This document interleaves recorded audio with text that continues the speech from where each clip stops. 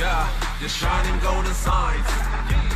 Let your inner sparking night. Find a treasure, growing bright. Reach your far away and take a flight. Yeah, I see the screen share.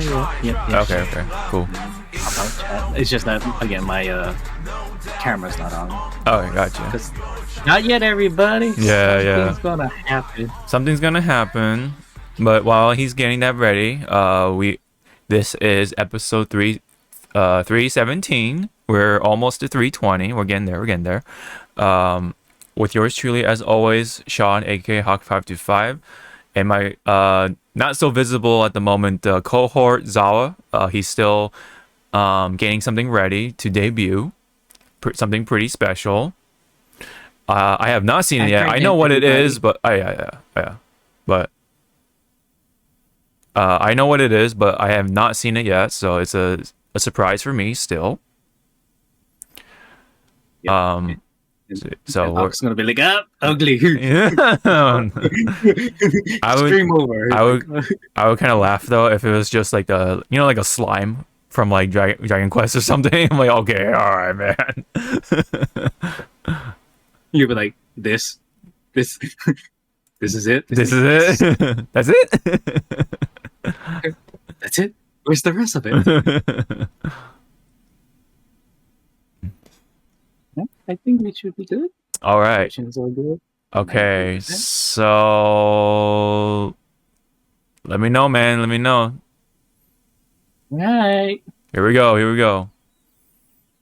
For those that are listening or watching, so this was in a back burner for a long time. Yes. I had an OC that, I just drew a little bit of him, but I kind of wanted to, push him a little bit out there. And luckily I found a commissioner on Etsy to, bring him to life. Yeah. Etsy, man. Etsy, yeah. I've never would have thought that you can get people to do something like that from Etsy of all places. Yep. Interesting. And it's funny how my OC started out to be like a school project for video game making, and he was gotcha. Okay. And then he just evolved to be like a small OC to just appear here and there. Yeah. Like other artworks and stuff. Yeah. But here he is. In 3, 2, 1. Oh shit! Look at that! Yeah, don't mind the little GIF that's traveling. So I'm using a V2 model on Steam. It's free. Oh, but it comes with a little watermark. Oh, is that the watermark? Easy the little running thing. Oh, it's gonna be easy. Yeah, it's easy to use after you import the files and stuff. But gotcha. But if you want to get rid of it, you just have to buy the full license. But it's free. Oh wow! So you can even do all this for free, or did you buy it? Oh no! So I didn't buy the V2 program. It's free. It's free. I'm using it as the free version of it. Okay. If I wanted to buy it, it'll get rid of the watermark, and then I can do other stuff. But for the model itself, I commissioned it. Nice. Yeah. I guess I'll plug in later. Of who made it. But yeah. They were really on it, like their way of asking questions of like, how do you want your character to be, and do you have any references and stuff. So yeah, gotcha.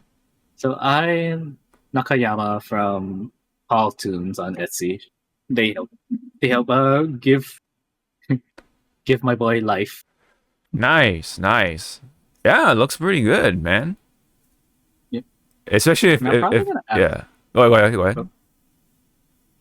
Yeah, I'm probably gonna ask them also how much more it will cost to have like different outfits for him.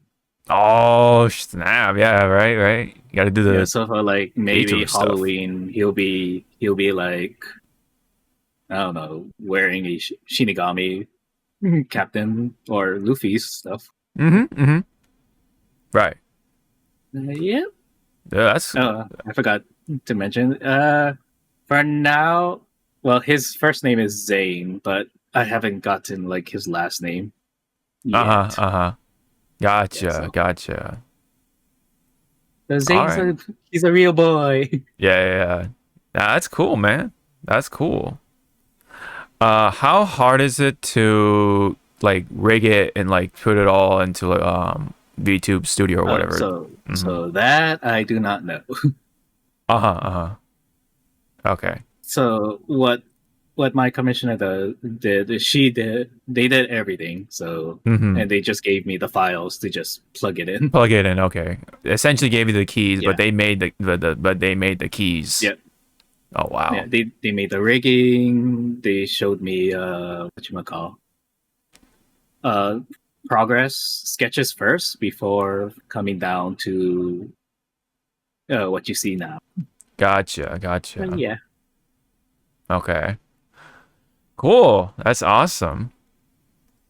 Yeah, I actually thought for a while to about making a VTube model for myself, and I already have like an quote unquote a model in mind of what it would look like, and then I already told Zawa here, what the style will be like. It would be more on like more definitely more like 2D quote unquote, but like more of what Life Arrow is doing. So very much like a cartoon almost, and it probably won't have too much shading, so it'll be a lot easier to get that going. In theory, I believe they're called PNG. They're PNG models. PNG model, yeah. And then like what you're really doing is just like it's like what you said like looping, right? Essentially, it'll be looping and kind of like. Because what I think some of my other friends who do have PNG models, it's either you have button commands to show excitement and other stuff. Yeah. So yeah. Yeah, that would also be helpful, I guess, to get get a stream deck. Yeah. Oh yeah, the stream decks. Yeah. But hey, I think it will all be worth it if I'm gonna invest into the whole V2 model thing. And I think it'll be fun to do potentially. But that'll be down the line. That won't be anytime soon. I've been thinking about it for actually a while as well. About that whole they're on the back burners, everybody. It's all on the back burner, yeah. But anyways, speaking of cartoons and anime-esque things, I do have a special segment for us to do. This will be a first time, so it'll be kind of rough on the edges, but I think the concept will be pretty fun. And I was inspired actually by a recent conversation regarding to Mount Rushmore, in relation to, well, it's like a relation to a lot of things, like, oh, who's on your Rushmore when it comes to FGC figures, like FGC people, right? But more recently there was one for Cartoon Network, and I kind of want to like start off with Cartoon Network for both of us to see who do we put on our Mount Rushmore, so to say. So what I am going to do for us is we're going to take us to actually the slideshow, right? And we should have both access to our own Rushmore on each page, or slide rather. So you said do you have files ready already, or you I have my 4 pictures, yes. Okay. So what I'm gonna do is I already have the list of names, but the images I'm just gonna grab straight from the internet. So yeah, same thing. Yeah. Okay. It was kind of hard to choose, because we grew up in the 90s, so 90s Cartoon Network was kind of peak. Yeah. That's funny because Cartoon Network was actually when it officially debuted. So Yeah. believe it or not, like some people may think like, oh, it's actually from the 80s or whatever, but like no, it's actually No. it actually started like right in the 90s. So actually the two of us like grew up right at that right time. Yeah, we were in the good timeline. Yeah, pretty much. So Like it's a good thing we are doing Cartoon Network because I think I would be stumped on Disney. Like oh Disney, yeah, I the Disney know. afternoon block. I mean, but Yeah.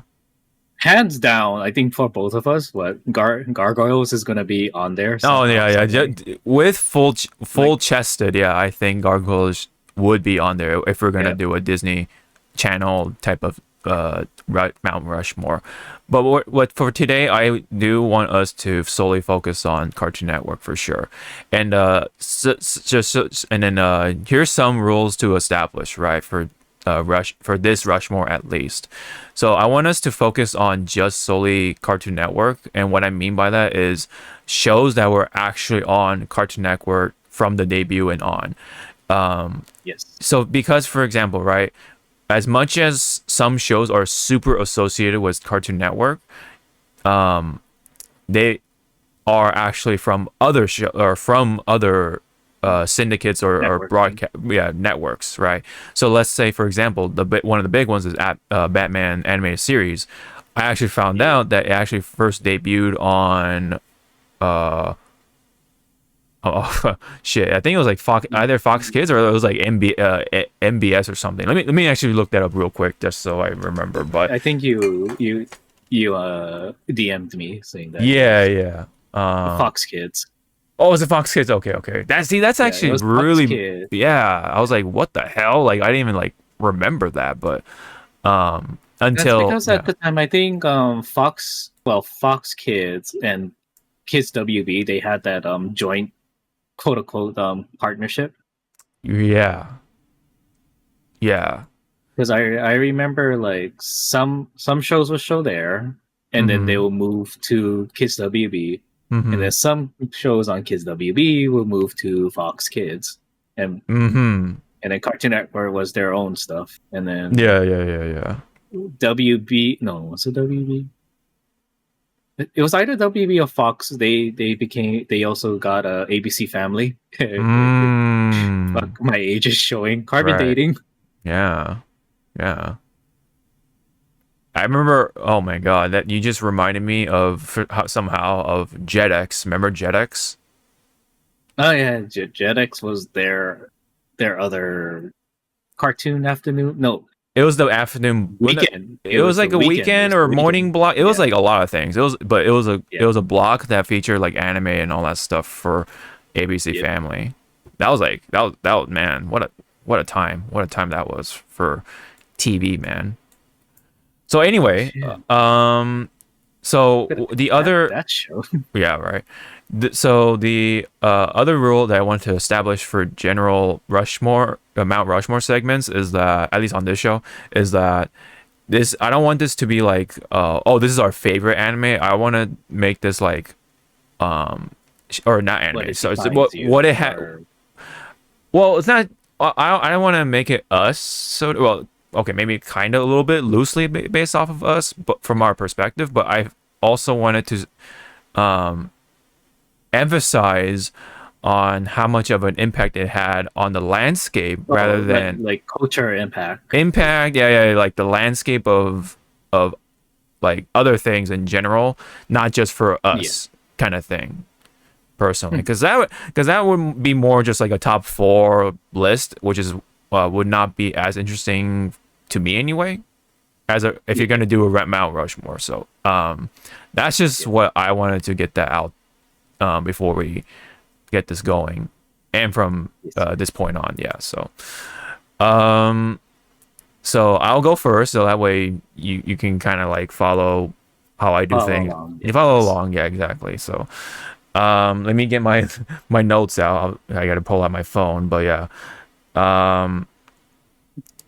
Although these two are kind of funny because they kind of meld together in a way, but they both do something, I think, in my eyes, to the landscape that is Cartoon Network. So hold on, bear with me here. Okay, here we go. Remember, everyone, we're doing this live. We're doing this live. Yeah, we're doing this live. We're actually trying this out right now, so it will be rough on the edges for this first one. So my first pick, and this is another thing. This is not a well, at least mine is not in a particular order. So So I definitely want to get that out there. But yes, the first one is, I think, Dexter's Laboratory. And then right after that, because I said they kind of go together but not at the same time, is also this. So Dexter's Laboratory and Powerpuff Girls. It's funny. I was going to pick Powerpuff Girls, but when I think back at it, it was more for my sister. Ah, okay. For me, it was just like, oh, you're on. Okay, let's just watch. And then, all right, this is gonna be rough, but yeah, let me paste this onto here. Hold on, let me. Go right ahead. I'm just gonna go open my big ass Costco-sized Dorito bag. All right. Okay, I'm sorry. That's kind of creepy. I'm eating. You can just see my mouth, Yeah. Yeah. So actually, maybe I should make this model go full rig so you can see my hand just like. Oh yeah, you go crazy. Yeah. Okay, and then let me go grab Dexter's Lab real quick here. And for those who wants a little backstory about Dexter's Lab and Powerpuff Girls, they did not start off as their own shows. They're actually part of a mini show called Cartoons. Yes, that's rare. Yes, that's right. That's right. To which back then for Cartoon Network, Cartoons was your pilot episode. And if your ratings or views were good, then that was the green light for you to make the show. Because in Cartoons, I don't know if people remember, there was a segment done by Seth, the creator of Family Guy. Oh, McFarlane? Yeah. McFarlane. He had two characters that awfully kind of sounded or had the same mannerism as Peter Griffin and Brian. So that show didn't take off well. Yeah. And then down the line, he made those two characters come to life after some revisions, and that's how you got Family Guy. Gotcha. I heard loosely about the whole Seth MacFarlane thing, but I forgot the fine details about that. But so the reason I put these two, Dexter's Lab and Powerpuff Girls, kind of together is because of course for one, they're from the same creator, Tarkovsky, I believe his name is Genndy Tarkovsky, and he's a very key player in the Cartoon Network space because of how these two sort of established an art style for him that really defines a huge part of Cartoon Network. So that's why that's my basic TLDR of why I put these two, because they're such a one of the defining things. And yes, that of course this is hard because there's a lot of cult classics or cult favorites amongst the Cartoon Network shows, the actual Cartoon Network shows, when you're talking about the ones from the 2000s and stuff like that, or the mid 90s and stuff like that. So that, but to me, I think Dexter's Lab and Powerpuff Girls kind of had such an impact on Cartoon Network because it kind of led way to a number of other shows too that really paved way to follow suit and kind of follow the tones and the overall vibes you kind of get from these cartoons on Cartoon Network. So that's why I pretty much picked these two, right? And then of course they both have their own flavor and stuff like that, their distinctness. Powerpuff Girls definitely brought in the more of the the female demographic in a way with the little girls and stuff like that. But it also, you know, a lot, guys watched it too, of course. And Pop-Up Girls definitely had a movie, I believe, right? So that was like full theatrical release, so it had some sort of impact there as well. Because I don't think too many other Cartoon Network movies popped up during that time of the period, other than Powerpuff Girls, if my memory serves me right. But Dexter's Lab to me also like set up its own vibes in a way that also paved way to the rest of the cartoons on Cartoon Networks. This one's a little harder to explain, but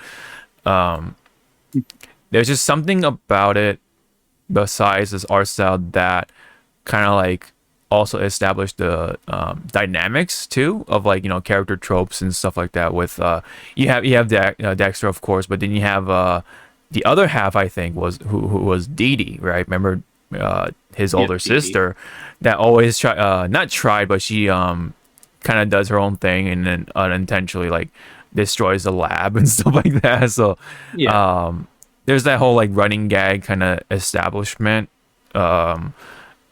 and just like, I don't know, just like very, very vivid tropes that I think painted the way. But it definitely was like the storytelling and like the art style and like and stuff like that. Sorry, did you want to say?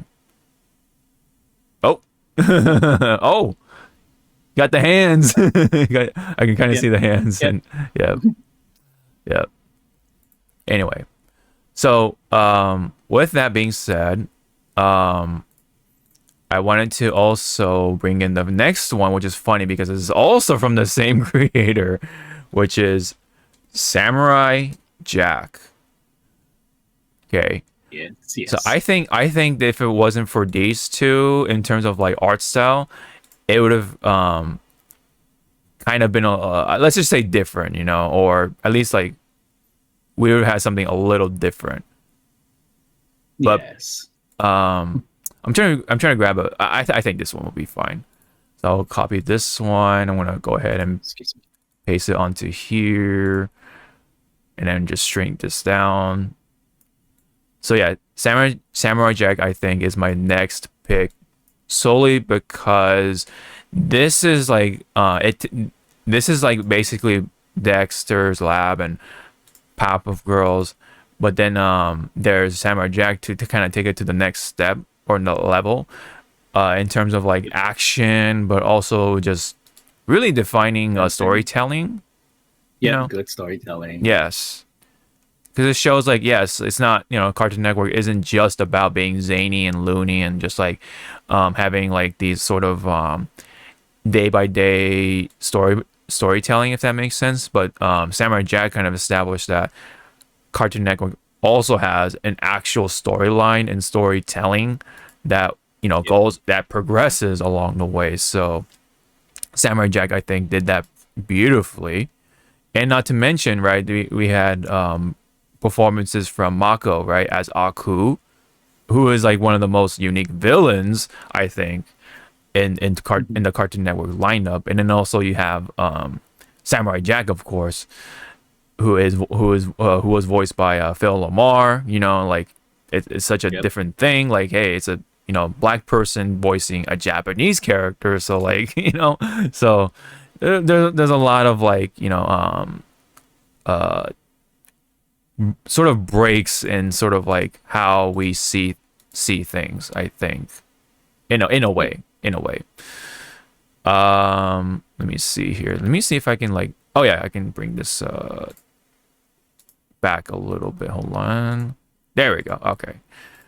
So so that's my third choice, which is Samurai Jack. And then third Rushmore face. Yeah, the third Rushmore face.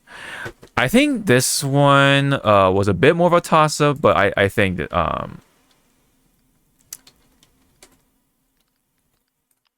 Justice League. This is like this is definitely more on the WB side of things, but I think this actually really defined how people look at these characters, right? I think this this Justice League series is kind of like a grounds of how people go off of like, okay, like what is Superman, or what is Batman like, or Wonder Woman. Same with Green Lantern, Martian Manhunter. You know, I don't think we've seen Martian Manhunter from a long time, or even at all. I think this was his first time debuting into a Justice League series of some kind. Now in the comics, obviously, you know, whatever, right? But in a cartoon series, this was like the popular one at least. So, and then we have Hawkgirl, of course, you know, and Flash. And this is also like, you know, associated with like really great storytelling, but also brought like that nice comic book feel. Like this is like more of like that comic book side of the cartoon aspect, you know. And again, people gravitate to this a lot, I think, when it comes to like, okay, what is Superman, or who is Superman, or who is the Batman, or who is Wonder Woman, right? Especially what is Justice League, you know, especially, I think. Yeah. You know, this is like the default go-to, I think, in my opinion. And also the sort of the animation quality alone is like also like very defining, in my eyes, when it comes to the lineup of Cartoon Network. It was like also like it had a great balance of like the friendliness, but also like the grittiness, the seriousness, also even some dark elements at times. I think it had a great blend of a lot of things. In the sort of Cartoon Network scope.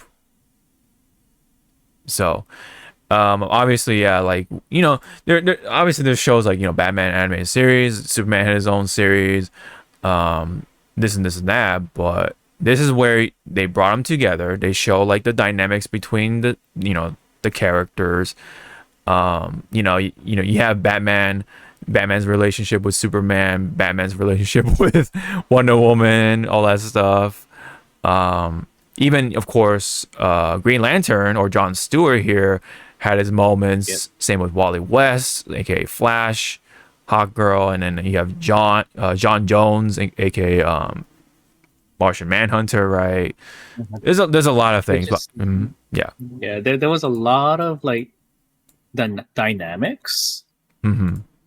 Of how, like, again, as you were saying, like, how would these characters actually interact with each other? Exactly. Yes. I mean, we've seen it in comics, but like in actual like moving form. Like, Yeah. So. And it's just more funny that between Batman and Superman, they are so fucking casual to each other. They just call each other by first names. Yeah. And like, you know, I think Teen Titans was also in mind. It was like a close race between Justice League and Teen Titans, but I think in the end, Justice League what sort of established the tone, right? And then you have Teen Titans kind of taking off of that tone, but obviously adding more of the teen dynamic, right? So you have the more of like, oh yeah, you know, you're like enjoying pizza and like all this other stuff that's a little more like the youthful enjoyments and stuff like that. Youthful. Yep. Being a teen until you get to the later seasons. Of yeah, of course. That's where it gets a little more, a little more gritty, a little more serious. Yes, and that's where it brings out the more of that Justice League side, and it's still going off of the art style as well, right? So that. And this style, right, was very much used throughout these sort of series, including, of course, there's Justice League. What was it? Unlimited. Thank you. Yes. Which was pretty much season 2. Season 2, yeah, that's pretty much like kind of like the sequel after Justice League, sort of. Okay. So that's my Rushmore for Cartoon Network. So again, it's Dexter's Lab, Powerpuff Girls, Samurai Jack, and lastly, Justice League. So, all right. So you can take over, hopefully, and then you can start putting your own images as to who is on your Mount Rushmore for Cartoon Network. So I kind of did it by like but kind of like a little bit by decades Oh, did you? Okay. ish. Uh-huh. But it mainly stayed between like the 90s up to like mid 2000s, 2010s. Gotcha. But they also have like, to me, the cultural impact that some viewers would have. So the first one, I'm at work, guys. I know I'm nearsighted. So the first one, which is also from the cartoon block, which thank gosh that it did get the green light, is these three dorks. Oh, Ed and Eddie. Okay. Because to me, this was a culture impact for some people. Because it's like summer. Yes. What do you do in summer? Yes. You do stupid shit. Mm-hmm. Yeah. And I know you said not to put personal stuff, but to me, this is like kind of like, this is what I went. What the reason why I rushed home after school. Yeah. To just Yeah. That's fair. Yeah. And I think a lot of people did that. And that some of these characters, we find something to identify with, or like, hey, that's me. Yeah. Right. So it's funny that if we use the Ed boys, Ed and Double D are pretty much me. It's funny because during elementary school, we kind of try to like compare ourselves to Ed and Eddie, and I was pretty much Ed because I was actually kind of the tallest one, and a little more power oriented, let's just say. But you were not the big ass nerd that he is yet. Were you? Yeah. But yeah, this was pretty much the culture impact for a lot of people. Summer, and then summer. Yeah. And then if we want to go deep into the rabbit hole, all those theories of like that you saw at Creepypasta about the Kovasak and stuff. But we're not going to get into that because that's a different can of worms. Right. Alright. So my second face on Mount Rushmore is a returning face. Jack. Yes. Yeah. Fair. But my reasoning with Samurai Jack, yes, it has good storytelling until it got canceled and it got it was returned and stuff. Yeah. Jack, to me, for like, it also inspired as a cultural impact. It inspired a lot of artists to try and do an artwork like that with no lines or no outlines. Because I tried to do that, and my brain was like, "No, put the outlines." Like, no, you don't need outlines. Yeah. So thank you to Trogoski for making this like artwork. Pretty much. It was either Samurai Jack or his other work, which was Star Wars Clone Wars. Yeah.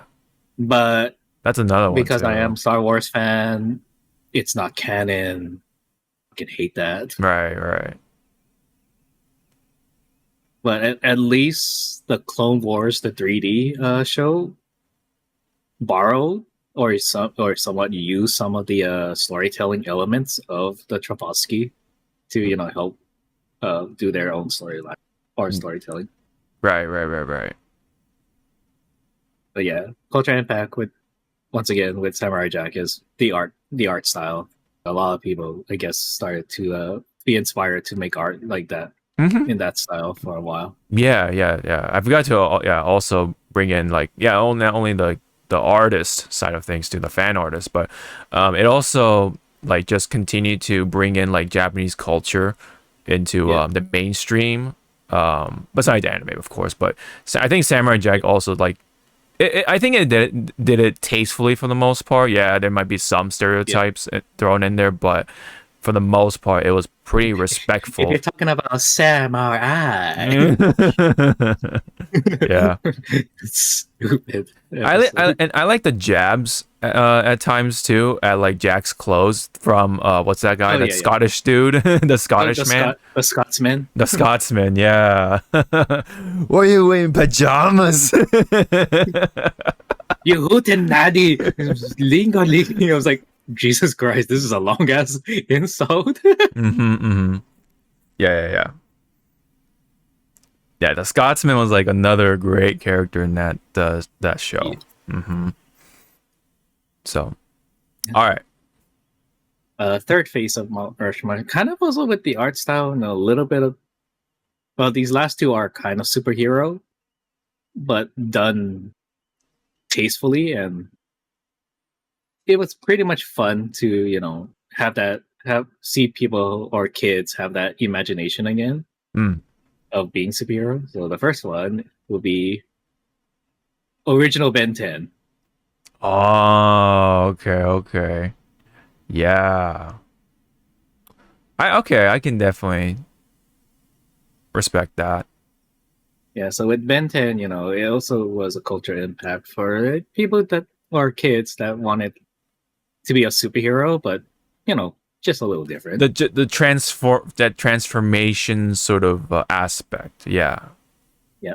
And kind of like following how Justice League, it's like, wow, this is good, but then there's the storytelling. Ben 10, for like when he was a kid, had really good storytelling. Like, yeah, it wasn't complicated at some points, but you kind of got it. Vilgax, bad guy. Yeah. Omnitrix, good. Yeah, and then there's a bit more lore if you're willing to read into it, right? With the watch, the aliens, right, that are in the watch and everything, and then of course, Ben's uncle, right, that stuff. Yeah. His grandpa. Yeah. Oh no, his grandpa. Yeah. Sorry. Yeah. Gwen, right? At some point. Yeah, Gwen. Which I still a little bit vomit in my mouth when people bring up like, yeah, remember that how people wanted Ben and Gwen to be together? It's like, oh god, cousins. Yeah, we're not doing Sailor Moon right now. Right. And then there's you see these two women, they're cousins and they love each other very much. Yes. All right. Any other thing you want to say for Ben 10? It did spark it's still running, a long running series. It is, and I think it is. And it got so popular that it had 2 live action movies made. That's true. That is true. Which I believe the first movie is canon to the kid Ben 10 series, if I remember correctly. Okay. Interesting. Yeah. And the last one is another superhero that you mentioned. But I'll take the bullet for you. Okay. It's them. The Titans. Teen Titans. Okay. I like the coverage. Okay. So with Teen Titans, again, it was a global hit for a lot of people. I think, yeah. And then it also introduced again more people into the DC universe lore. That's true. That is true. Right. But also it kind of also was, not really subtle. It was really in your face. J-pop. It fucking flew J-pop in your face. Yeah. The opening was definitely something to behold in some ways. Puffy Amiyumi and those 2 girls they had their own show and everything too. That's pretty funny. Yeah. But it's funny that you say it introduced a lot of characters and stuff like that. I because of Teen Titans, that's when I learned about Raven, and then it kind of unlocked the man. I think I'm into goth girls, kind of it's part of the brain or neurons, man. Like, No, don't worry. It took me years and a friend to make me realize I'm into fucking tsunderes because my boyfriend is one. Because a little segue, my friend, the way I was describing my boyfriend, my friend was like, "Bro, that's pretty much what a tsundere does to a person." yeah. And I was like, "What?" He's like, "Here, write down like 5 characters that you like. 3 of them are tsunderes." And I was like, "Motherfucker, I have a type." Yeah. But yeah, with Teen Titans, like if you're a you know, not a diehard comic book reader, but you know, a very well versed comic book reader, you would know who these characters are. But some of you might only knew Robin because of Batman the Animated Series. Yeah. Beast Boy, you know, probably not. Cyborg, probably not. Starfire, you may know of her, but because of her adult version in the DC comics, and then Raven. Yeah, man. And don't forget, like Slade, man. That's how. Well, that's supposed to be Deathstroke, right? Deathstroke. That's supposed to. Yeah. In comic book lore, Slade was his was another alias for Deathstroke. Yes. And then see, like that too. Like a lot of people, as you said, didn't know who these characters were. Once they found out who they are, they started to either do their own research or, you know, start reading their own comics and go like, yeah, I like this character. Yeah. Yeah, and you know, Justice League, absolutely the same thing. Like, got to know better about Martian Manhunter, Hawk Girl, you know, the stuff like that. But I did wanted to throw in a little bit of a sidetrack for Justice League. Yes, there was the classic Justice League series, right? Like the old cartoon. But I think that was more on. I think it was like on NBC or something. I forget that was. Yeah, I think that was like NBC or something like that. ABC, it's old school, like Hanna-Barbera, like old, sort of type of cartoon or whatever. Now I think that one had Cyborg in there, funny enough, as like one of the main Justice League members, so to say. And then the Wonder Twins and Wonder Twins. Yes. You know what? Since now you bring up the Wonder Twins, I'm hoping James Gunn does them justice and makes them, you know, into, you know, the live action scene. But yeah, it's like, and knowing James Gunn and how he loves obscure characters, he'll make them a household name, because again, no one knew the Guardians of the Galaxy. No, Flying fuck who they were. No. Unless you're an avid or a well-versed comic book reader, but right, the average people, they'll be like, "Who are these? Who? Why is there a raccoon? Yeah, why is there a raccoon?" Well, funny enough, Marvel vs. Capcom 3 was the introduction for Raccoon for me, and I'm like, "What the heck is this?" Right? But then Guardians of the Galaxy sort of like helped establish, right? Push, yeah. And again, like Rocket Raccoon did a lot of damage for a certain fandom. Doing damage. Okay.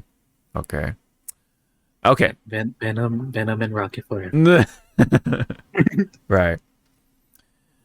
The sort of the anthro umbrella, if you will. Indeed. Yeah. Indeed.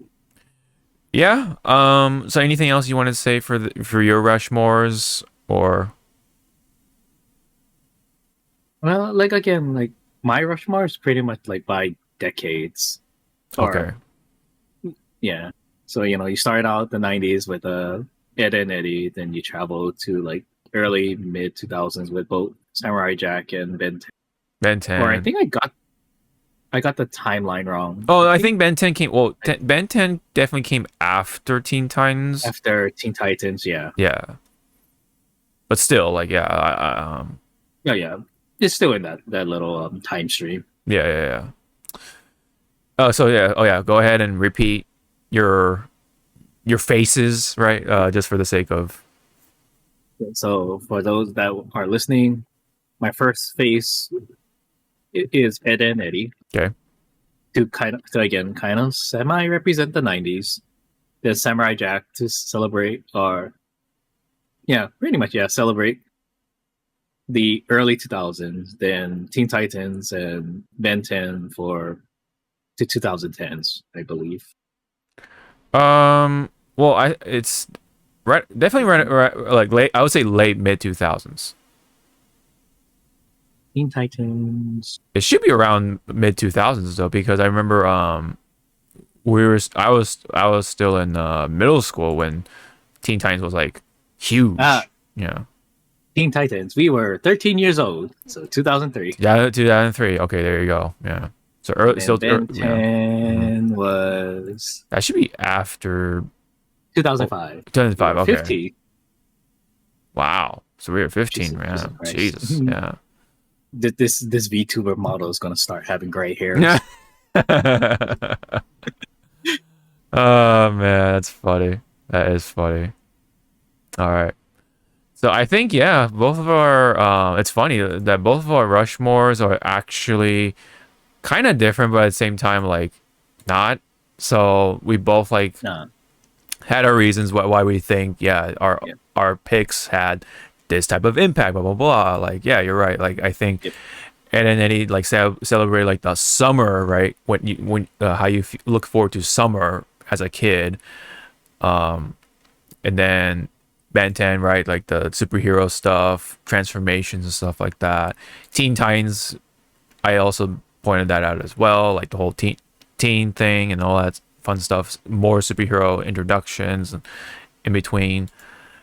But and then when it comes to mine, like we both have Samurai Jack, so it's, sort of celebrates the art style and also like Japanese culture in a way. And then you have, of course, Dexter's Lab and Powerpuff Girls, right? They both have their defining traits. It brought out Dexter brought out the science enthusiasm out of kids. Powerpuff Girls, Powerpuff Girls brought out Dexter's like. Lab, Oh, go ahead. I was gonna say like Dexter's Lab also not only brought out the scientific, spark for some kids, it also helped them imagine again, like your closet is, the doorway to your secret lab. Yeah, that's right. That's right. That's right. Oh, and then also I forgot, like some of these shows from like Dexter's Lab, Powerpuff Girls, and all that, they had the small segments too woven in there. So remember Dexter's That's Lab, right. The not Marvel people. Yes, Major Glory, Valhalla, the Incredible Crown. Yeah, in the Imbraggable Crunk or something. It was some weird. Yeah. The purple one. But to me, my favorite one was Dial M for Monkey. Yes, that's right, Monkey. Yeah. Yep. Although things got a little weird with remember it was like the chick, I forget her name. The agent. The agent. Yeah. Things are a little weird. Like okay, but it's a cartoon, whatever. It kind of flew over your head as a kid. Yeah, when we were a kid, we didn't give two flying shits. Yeah. Now that we're older, we're like, yeah. Choices. Yes. Choices were made. Yeah. Right. And then Justice League, already been said, it has got Superman, Batman, it's the whole like Avengers effect of like assembling these heroes and like just they kick ass, type of thing. So the only thing I was a little disappointed with Justice League Unlimited, so season 2. Yeah, they brought in like Green Arrow, Black Canary, and all the others. Yeah.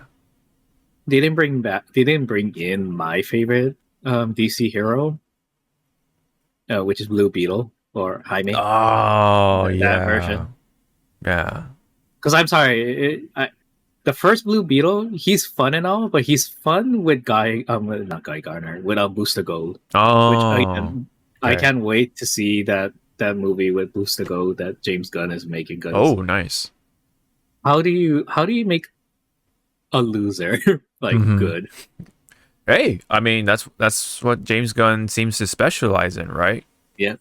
Yeah. Yep. He brings in like unknown names or obscure or like broken characters pretty much, and make them wholesome. Right. Right. Okay, I think this is a pretty good start for our Mount Rushmore series. We'll do it again in another time, but this is our Mount Rushmore for Cartoon Network. So yeah. Cartoon Network. Mm-hmm. Yeah, that's Next pretty time it will be something. WB. I don't know. Maybe WB, Kiss WB. Oh man, that's gonna be another tough one, man. Shit. Or Fox Kid. Fox Kid, yeah, I know another one too. Like well, I would say the Fox lineup in general because they went through a lot of names, like Fox Kids, Yeah. Fox Box, 4Kids TV, and like all that shit. But I think the hardest one, unless we just make the rule, like what impact did it leave onto you to this day, would be like what anime Hmm. is like so like embedded into you that it helped be Yeah, who you are. I think that would be a pretty Or- good or- one too. That would be a very Yeah. like very personal Mount Rushmore. Yeah. But I think that would be a I tell you guys, this it's not gonna be One Piece for Hawk over here. Too easy, too easy for that. Right. Yeah. But yeah, we'll play around with it. I mean, maybe we'll do more like a personal Rushmore or something. But Yeah, I don't know. We'll play around with it because like there's. I mean, Mhm. if we do a personal one, I'll just like tell you the first one, because a lot of people, again, their first anime is what, Sailor Moon, Dragon Ball Z. Yeah. Mine was not them, on a technicality. Yeah. It was Samurai Pizza Cats. Oh yeah. God damn man, shit. Hey. It was fun at the time. Mm-hmm. It's a And- timepiece. Yeah. Yeah, it's a time capsule piece. Time And- capsule. Oh yeah, and speaking of fucking Samurai Pizza Cats, apparently there's that game coming out for Samurai Pizza Cats. Is there? Yeah, it's a 2D scroll, like a 2D what's it called? Platform game. Mm-hmm. Let me go.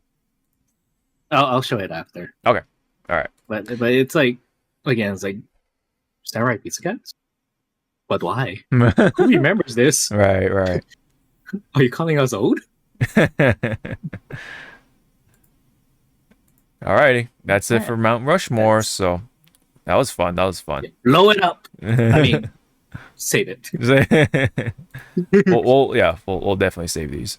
All right, so let's go in to our normal segments, and let's go ahead with starting off with fighting game news stuff. Like, This What are up, battle is everybody? about to explode. Quarter up. Okay, so and before we continue into the fighting, yes, right now it is the finals of EVO Japan. So most of our Oh, that's right. news Yeah, are coming from like what's happening right now. yeah. EVO We're Japan. kind of like keeping an eye out on that. So Yes. I think Street Fighter 6 will come a little late. Well, I think Tekken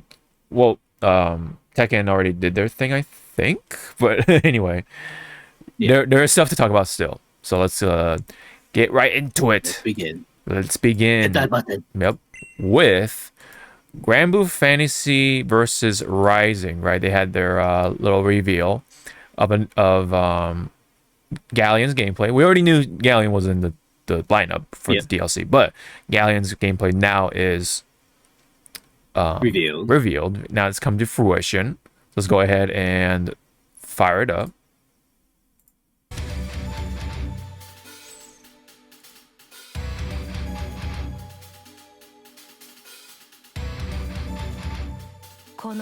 Mommy? Mommy. Right. Mommy.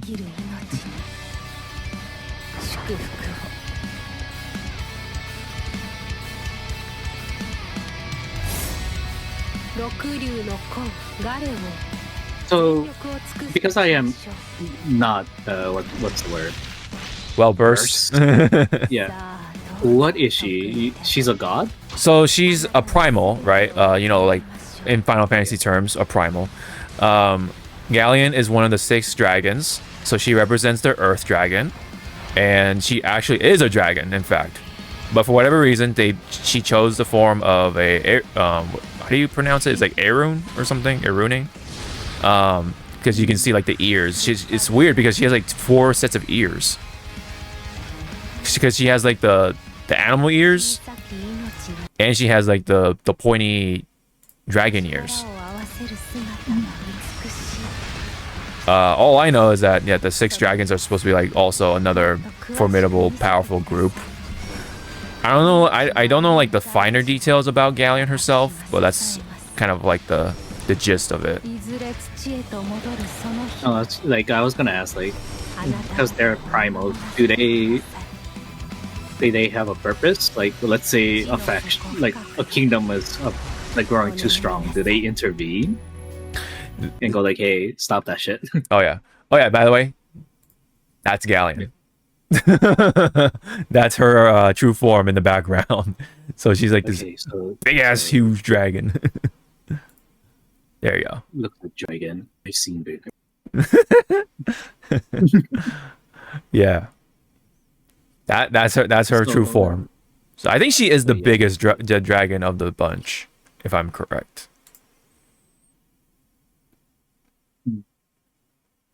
Be the judge of that. Okay, let me go ahead and pull up Galleon's thing on the wiki. Hold on. Biography. Quick little biography.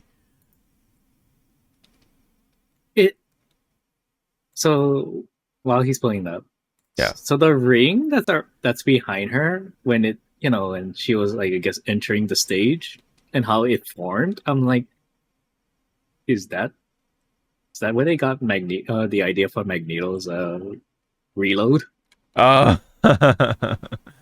Yeah, that's pretty funny.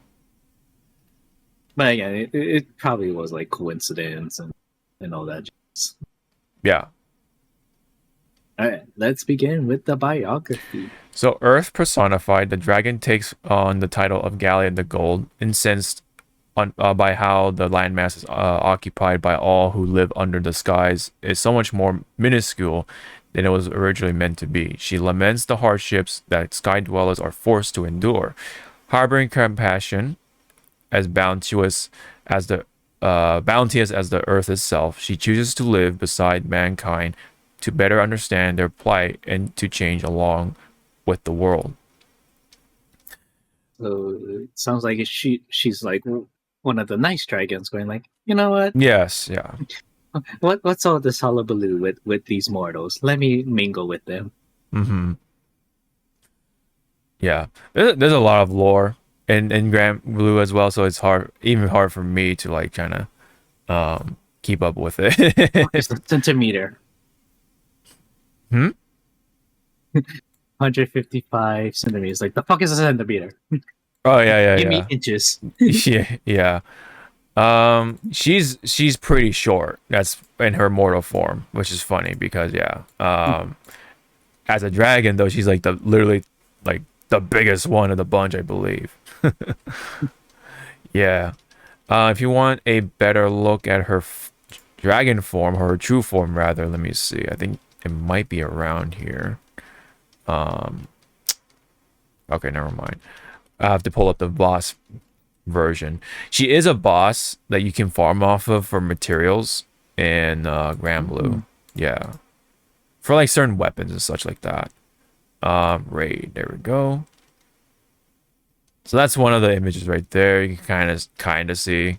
Let me see if there's a better picture, but I guess not. Okay. Yeah, I just know that she's just a big ass earth dragon. She kind of her face always to me looks like 98 Godzilla or Zilla rather. I don't know, I get reminders of that for some reason. You know.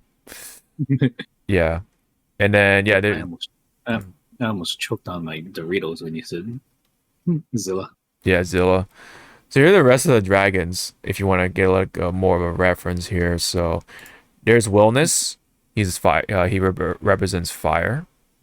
Trying to see if there's an actual big picture, but damn it. I guess you just have to settle for the icons for now. That is Whamdis.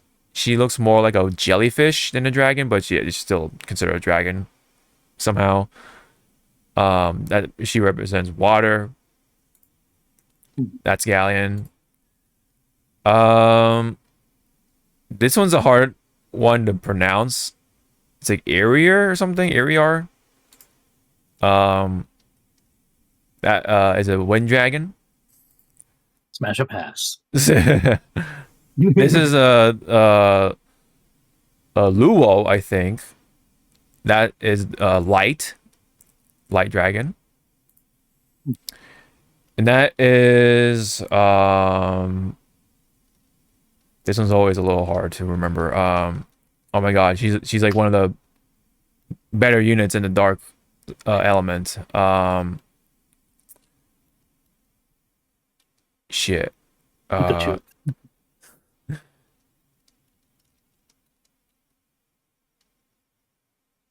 Fidial. There you go. Fidial is the dark dragon. There you go. Fidial is her name. Yeah. And yes, they all have human forms. So, Wellness I think was also announced for the DLC, if I'm not mistaken. Rambloo versus Rising. There we go.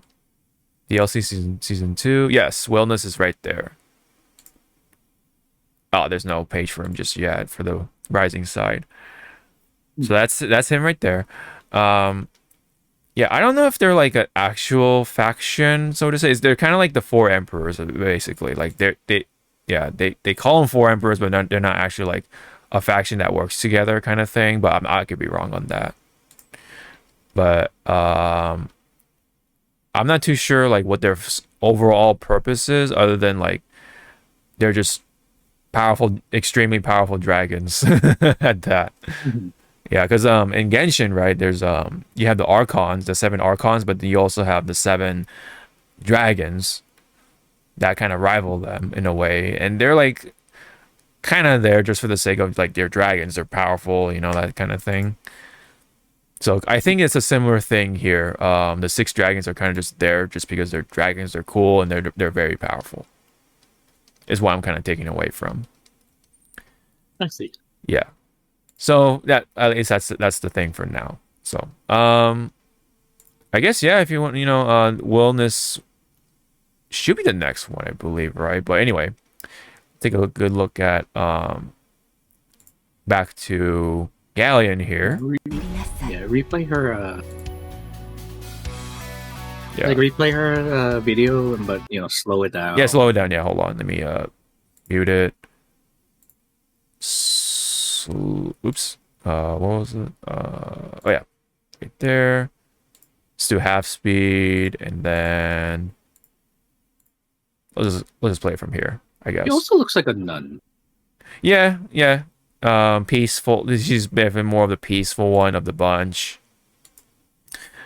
Whereas someone like Wellness is like the opposite. He's like very like hot-headed. He's, you know, ready for battle.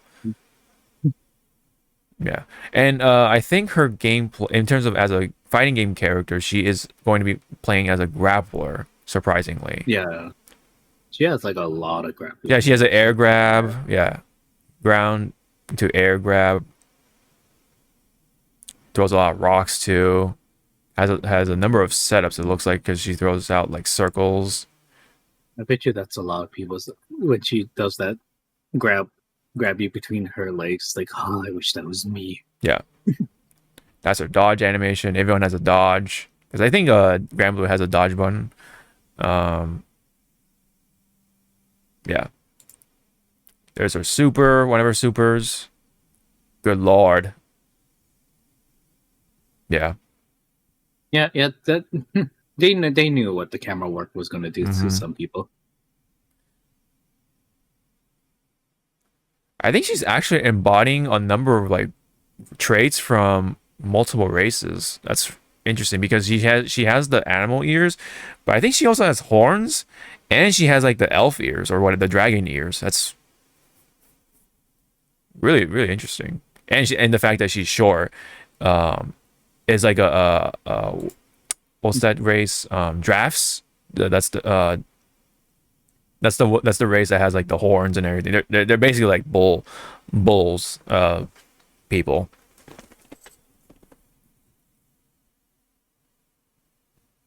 Yep, and then got more of those grabs. Clap. I'm gonna clap those cheeks, boy. Yep. Yeah. And then yep, I think that's her super the what do you call it, the level 3 super, whatever you want to call it, the big one. Speaking of which, yep, turns into a literal big ass dragon.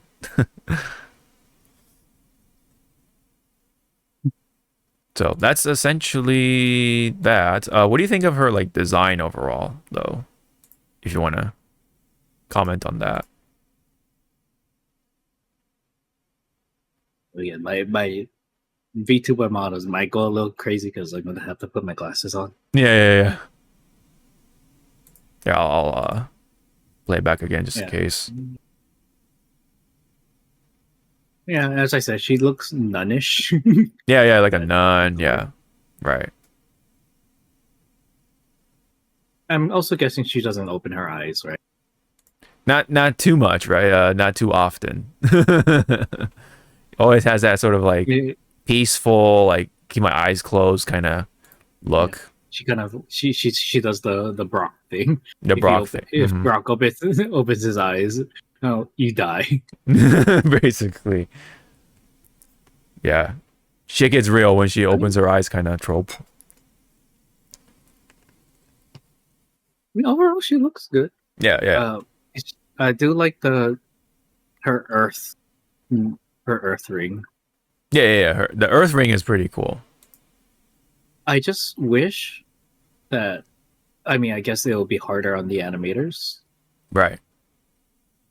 If it, spins, like, instead of it being stationary. Yeah, like a little bit of movement somehow. That would have been nice. Yeah. But but again, probably complicating. Yeah. Yep. People will call her mommy for a reason. Big mama. And then again, this shot is like, they know who they're pandering to. Yep, they know their audience. Oh, a bird kills it. Yep, and she likes to throw a lot of rocks, obviously, because Earth.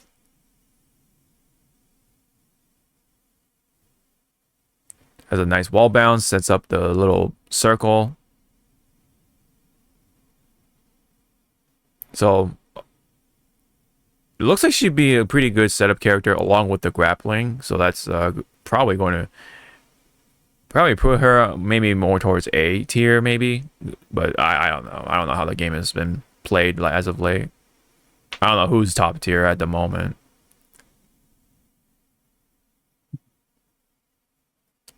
I would imagine she would be the better grappler in comparison to Ladiva, unfortunately. But that's kind of a given. She has like good range attacks. She also grapples, so it can't really be helped. So yeah, that's basically the gist of that. Nice design character. I actually didn't think they would make her a grapple character, but yeah, it looks interesting. Very interesting. All right. Let's get a move on here. Speaking of characters, there's another character that was teased. I'm gonna skim through this real quick here because it's like a bunch of stuff.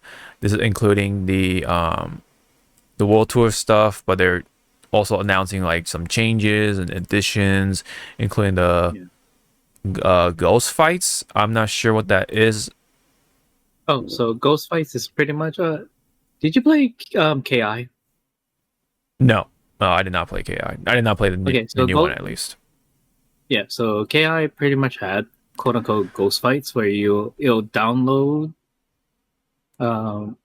pretty much like, say you and I fought each other and you kind of wanted to fight me again, but I'm not online. You'll fight my ghosts. Oh, It'll so that's the gist of it.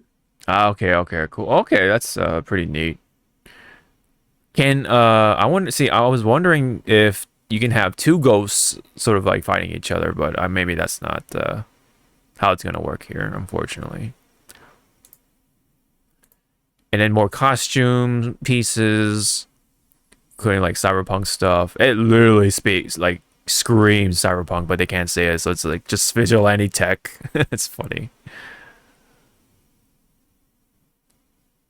Because otherwise that could be some potential trouble. And that's a weird collaboration. It is pretty weird in a sense. It's kind of random, but it makes sense because obviously, combat and stuff like that, and it's Jackie Chan, I forget the actor's name. Personally, yeah, he's the original Karate Kid. Yes.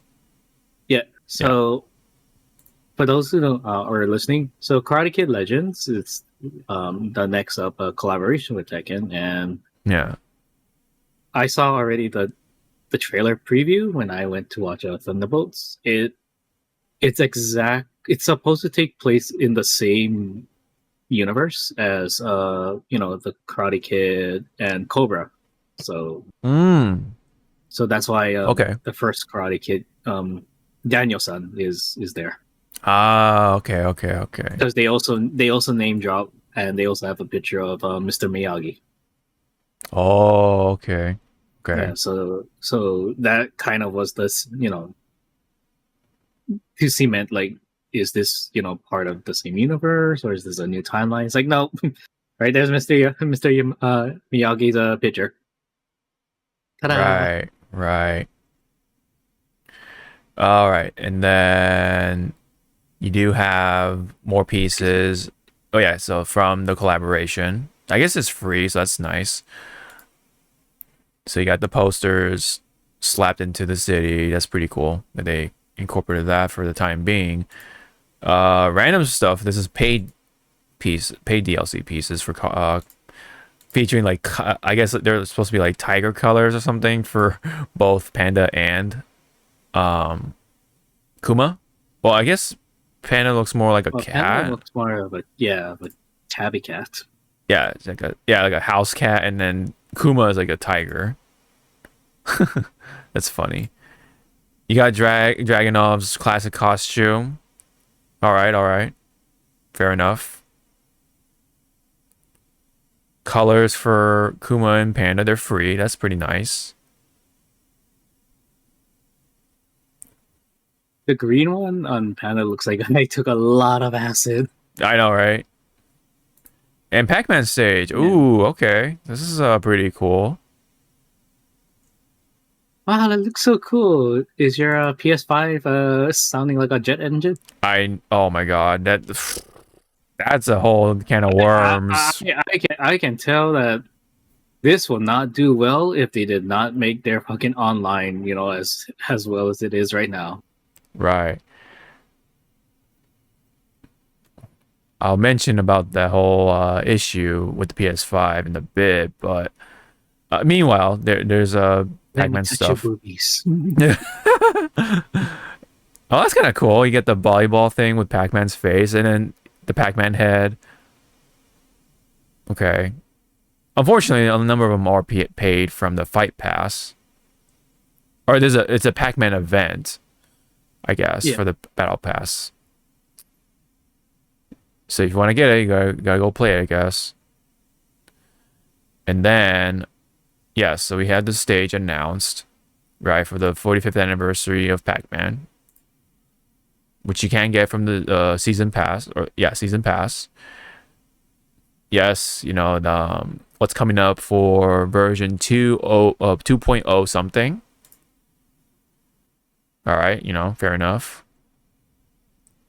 And then comes a bombshell, if you want to call it that.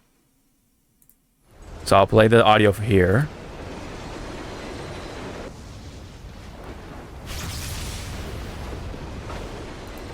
Oh, who that? Oh. That's not Armor King. That is Fakuram from Tekken 7. So, yeah, that is the character for the next one. I guess to most people's dismay, because look, if you look at the dislike to like ratio, it is more negative. Yep. Unfortunately, it says 729 dislikes as of this video or this stream, and 582 likes. So, yeah, kind of unfortunate. Wow, this is the first comment right here. The trailer is perfect when you're sleepy and you want to be even sleepier. God damn. God damn. I mean, I guess, congratulations to the Fakuram's players out there. Yeah. But, I personally would want, which again, if we're going by color, like people are doing the color theory, like, what color might represent like who. Yeah. To which I wish, because he also wore those colors. Marduk. Like, Yeah, where's Marduk. King's where's King's best friend? Yeah. Yeah. Not here. Not here, Or unfortunately. fuck it. I like, okay, if they didn't, hint drop so many times that Anna was returning, Mm-hmm. I would, because Red, for another character that wore Red, I would have fucking taken Bob. Yeah, that's funny because it's like the one person is saying, "Oh, you want Armor King, Lei Wulong, and Bob? Okay, take Fakuram. Go figure." I'm not even disappointed at this point. Time to move on. Oh, man. It's like, okay, shit. Why Fakuram? Who asked for this? Should have been Bruce. Yeah, I'm like more on the Bruce train than Fakuram. Like no offense ish, but yeah. I don't know. There's just something about Bruce that I say, like, I don't know, his Muay Thai was a little more like, I don't know, it's just fun to look at than someone like Fakuram. Like, I get it. They're like playing into the whole like giant character. He's supposed to be big-ish, even though he's not that big, unfortunately. And he's actually supposed to be representing Thailand. So there is that, but I don't know. There's just something about Fakuram that didn't really resonate with a lot of players. So kind of explains the number of dislikes, unfortunately, man. I don't know what else to say. I guess he's ugly. Yeah, he's just not that popular, unfortunately. Because again, he is supposed to be the representative for Thailand. So all the Thai people are like kind of just like, I don't know how they feel about Fakuram. Yep. Yeah, Tekken 8 is cooked. Worst character design. The Karate Kid fit looks so cheap. Yeah, people were saying Bruce. People wanted Bruce to come back if they're gonna have a Muay Thai representative. Or fuck it. If it was a new character, it could have been an underling of Bruce. Oh, you mean like a pupil or something? Probably. Yeah, or someone who looks up to Bruce or something. Yeah. I think though, before Fakuram's thing, hold on, let me see. Mm-hmm. Yeah, it's supposed to be a returning character, so no new character. That's for winter, so we'll have to wait on that way down the line. So yeah, I mean, Fakuram is now considered, he's from Tekken 7, so yeah, he's considered a returning character. Somewhat of a same effect with Lydia, because I don't think Lydia landed with everybody. Again, unfortunately, although I do think Lydia is a lot more pleasant as a character, whereas Fakuram is just like, oh, I'm big, I'm scary, you know, but doesn't have like enough charm to resonate with everybody, you know, because at least with like Jack is big, he's a big robot and all that stuff, but at least he has some like quirks that kind of like offset some of that stuff to help like, yeah, you know, like to help resonate with more people and stuff like that, including me. Something like with Brian Fury, he fucking scary, but Yeah. like for some people, but he has that charm, like you know what, you do you, go punch this guy. Yeah, he's got the laugh, he's got the smile, the tongue thing, like blah, you know, like, and the laugh, all that fun stuff. Yeah. But Fakuram, there's nothing. Where's the charm? You know, what's that one thing that would make people gravitate towards Fakuram? I'm I don't pissed know. off. I'm pissed off. I'm That's my mad. trait. Yeah. But I'm a little curious because he did come in this Body bag. this casing thing. What do you call these? Like pods, you know? Yep. Like I think they did treat him like that in 7, so it's not like brand new or anything. Like so like they're treating him like a weapon. So I'm kind of curious like as to how far they would take with that. See, I don't know. I feel like they should really evolve his story. Like, okay, is he like a weapon that he's not willing to be or something? Is he you know, is he just under control of like, I don't know, let's say like G Corp or something, or like or somebody's control? I don't know. And he's like always trying to like fight to be free or something. See, that would make it a little more interesting. But right now he's just like, I'm mad, I'm big, you know, I you know, I'm strong. that's I'm mad, I big, I took a dump in this thing. in this pod. Someone clean it up. You boy, clean up. It's like, no, me boy, don't. No. Yeah. But you know, again, like I get it. Like all this stuff is supposed to be referencing an actual like Muay Thai fighter, like how they typically sort of look, besides the size, right? Yeah. You know, they got the ropes, the little what do you call these, right? The headband, how they like wrap their wrists and stuff like that. That's kind of like a reference to actual Muay Thai fighters. Yeah. Which is all cool and all, but like, yeah, like I think it's just a story that's really lacking for this character at the moment. Yeah. So, anything you wanted to throw in for this these announcements?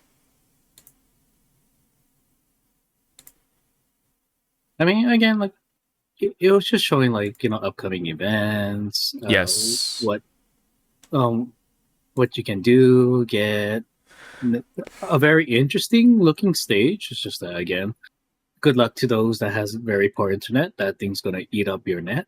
And then once we got to the reveal of Fakuram, to me, it felt like we just slammed into a brick wall and we're like, ow. Yeah.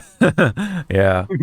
I think it also didn't help that Fakuram, when he debuted, he was just like another DLC character that was super broken, and I think he was like very strong for competitive play for a long time, which is why a number of players just hated fighting against him and have to pick him for the fact that he's like one of the meta characters, is what it sounded like, if I am not mistaken.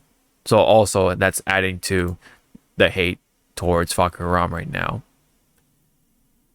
And I guess the fact that maybe his name sounds like, you know, a lot of cheap your mom jokes. It's kind of like the cherry on top of things, the bad cherry, you know. All right, so that's pretty much that. Unfortunately, Tekken 8 right now is on a downward slump. Hopefully they'll come back, but we'll see. We'll see about that. Tekken 8 is still recovering from the their other patch where kind of almost destroyed a lot of characters. And yeah, like destroyed a number of characters, but also like gave certain characters, including Jack and Paul, like these ridiculous bullshit. I mean, they did patch it out, I think, with all the Yeah. ridiculous nonsense. But then ever since, I don't know, they just haven't been able to recover from the hate goggles, right? That's the players have right now at the moment, and it's still continuing here with Fakuram. Again, may I say this again? Unfortunate. All right.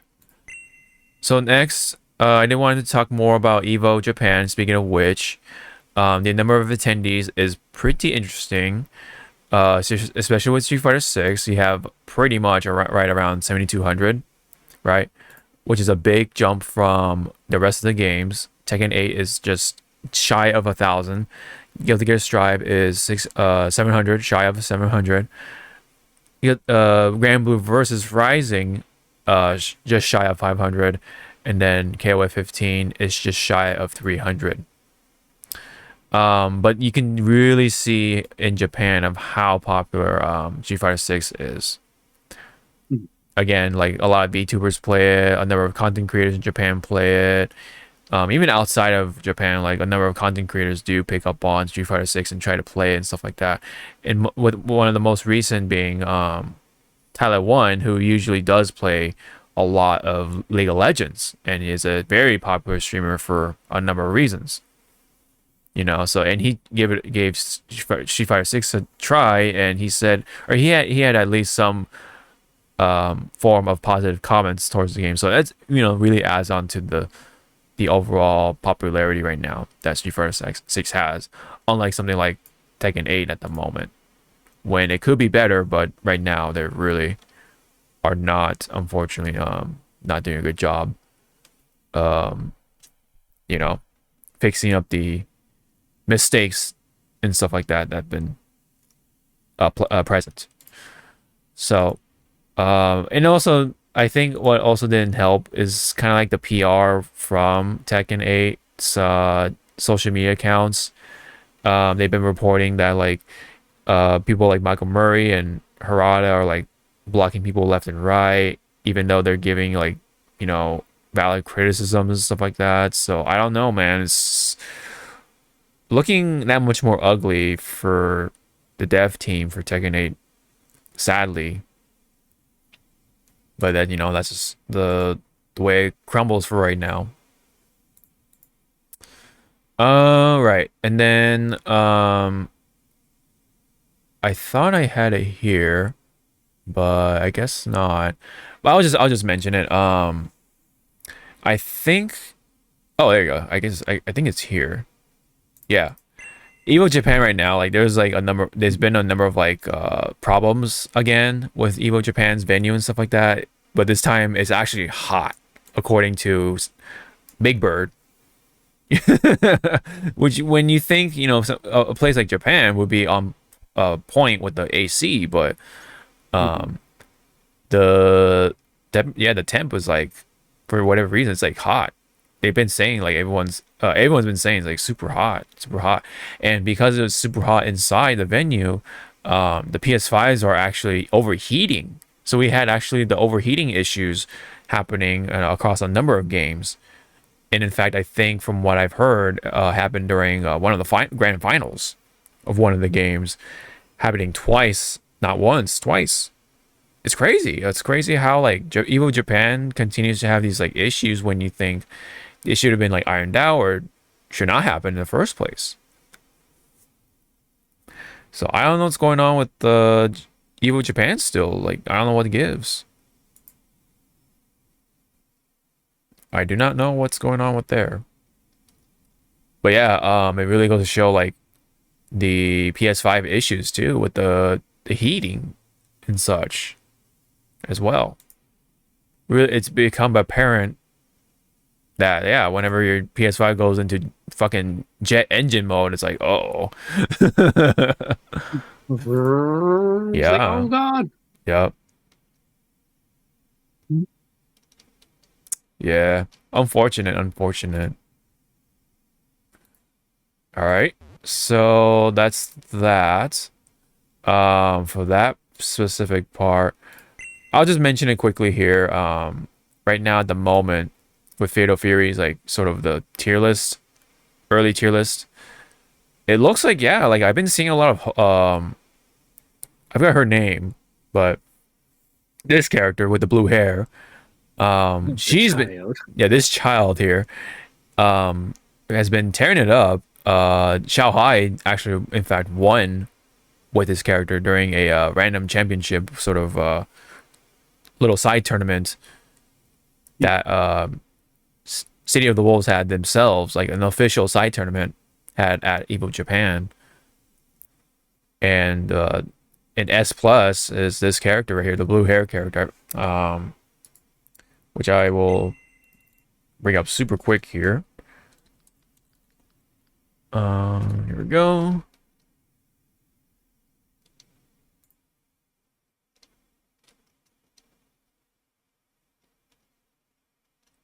Characters, overview, roster, Hotaru, there you go. Hotaru is the #1 character for right now, at least in this early part of City of the Wolves. Kain or Kane is right there. Rock is right there as well. Hokutomaru is right there as well. Terry and the S as well. And Marco right there as well. Surprisingly, well, this is KZK's tier list, just to be clear, which is another, you know, prominent player. Surprisingly, he put Ronaldo in A+, right?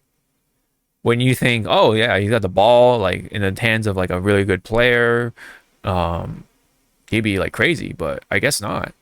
Yep.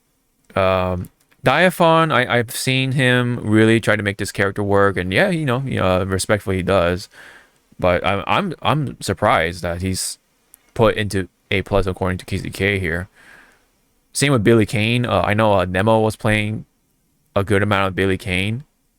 Preacher is in A+.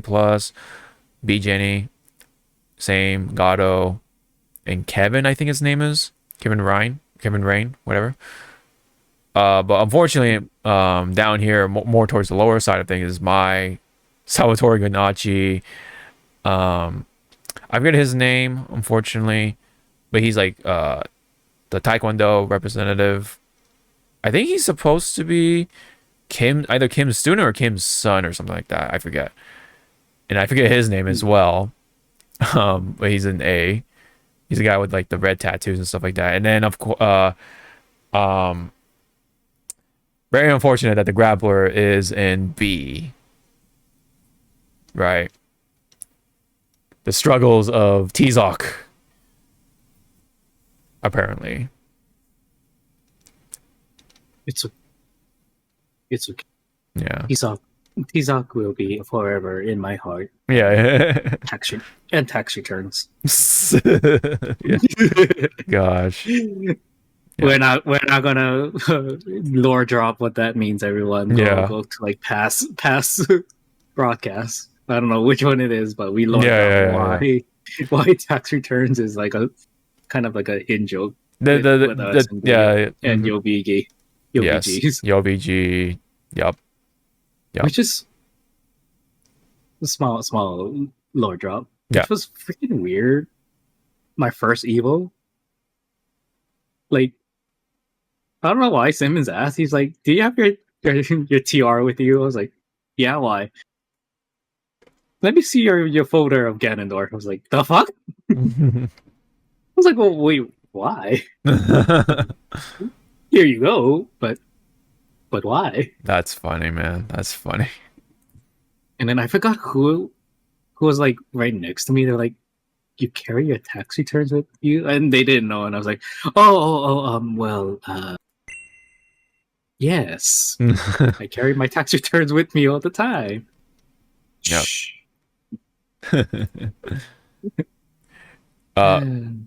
Meanwhile, more on City of the Wolves.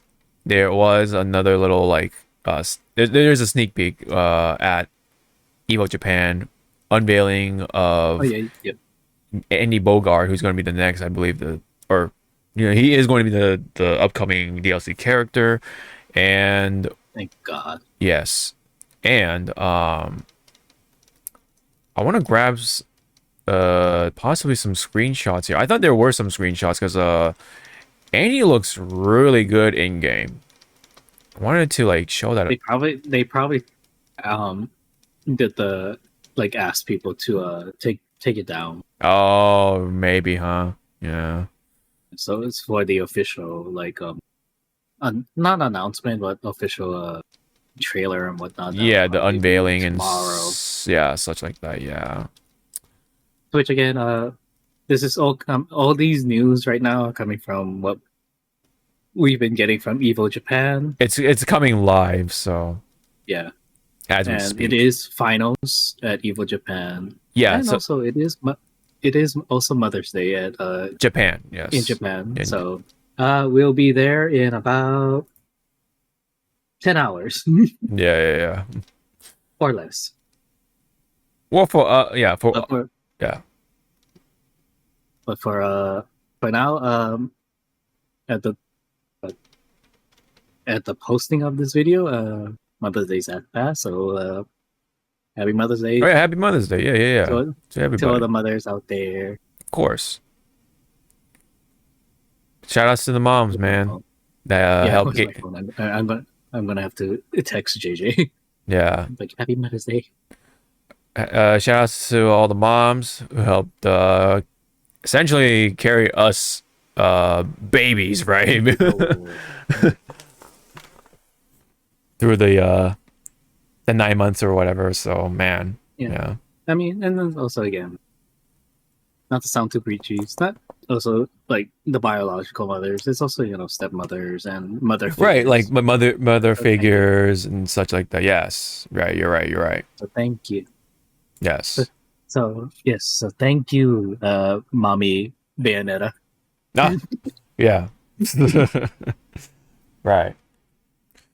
Meanwhile, on also one of the few women video game characters I'll go straight for. yeah, female video game characters. Yeah, right. Oh yeah. So sorry, I ran into this picture right here on their official Twitter Oh yeah, of Ganachi and no, legendary that's not animator Ganachi. That's Obari. Max. Oh yeah, no, yeah, you're right. That's Max and Mr. Obari-san right here. Yeah, see, Yep. But damn, dude, the legend, dude, Obari. he looks good for his age. Yeah, like, right. I'm not knocking him down or anything, but fuck, he looks good. Yeah. Looks like he's got energy, man.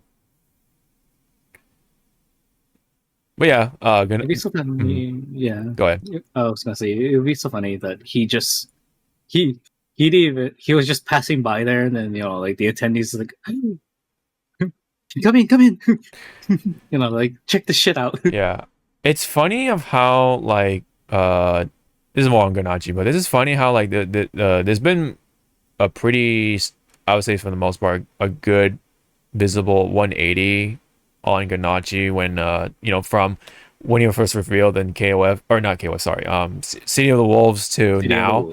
Yeah, because like he actually attends to these events. He actually gives his time for the fighting game stuff, right? Like he actually gives his time to like meet with the fans of, or the demographic of the fighting game players, and interact with them and stuff like that in some way. So yeah, I mean like now that we got to know him a little better, then yeah, okay, maybe he is a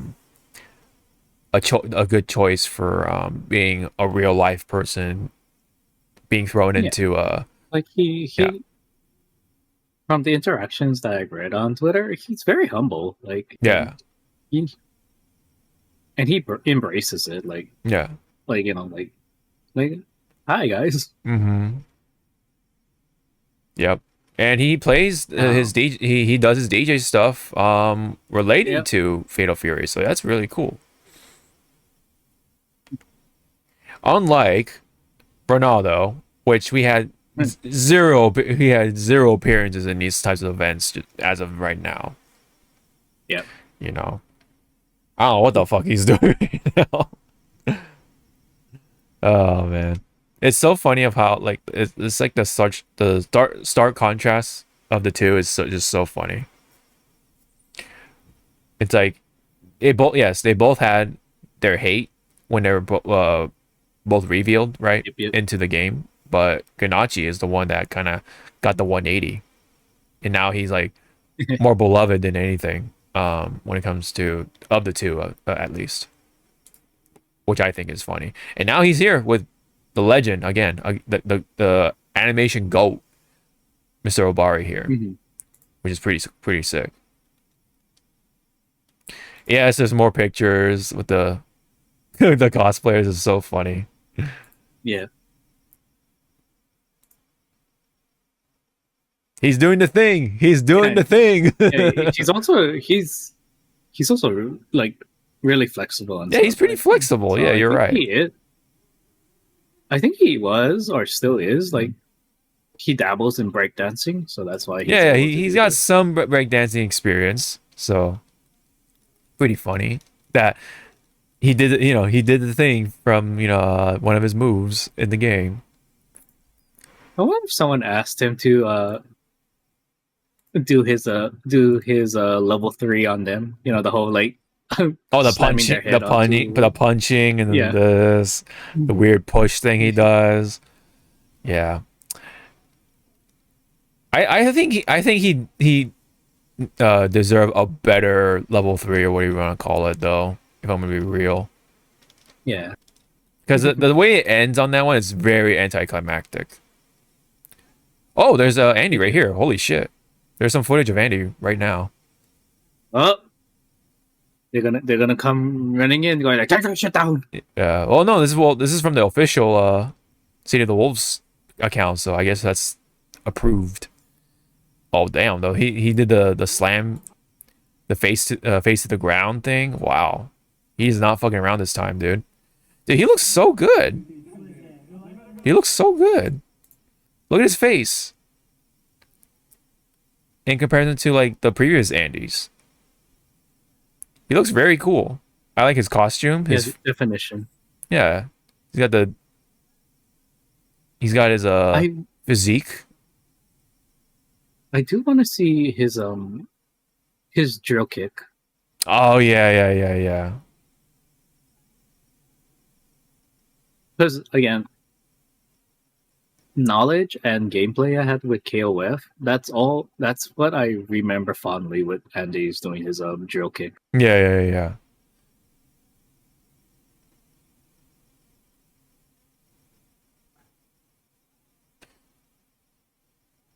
But overall, he looks good. Yeah, as you said, like they gave him muscle definition, which is good. His face looks clean.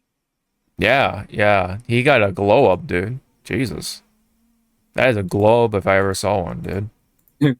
Be careful who you call ugly in high school. In high school, yeah, you're right. Yep. All right, let's get a move on here. Meanwhile, we had another character revealed, but in a teaser, and this is Unika. Unika is in Guilty Gear. Unika is also from the anime, so she is kind of like the anime original character.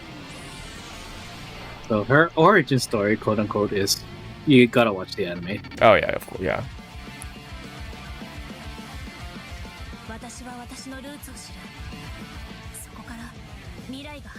Oh yeah, she has the same voice for 2B. That's funny. Yep. Yep. I'm sorry, why did she... She what? She said watashi was like, I what?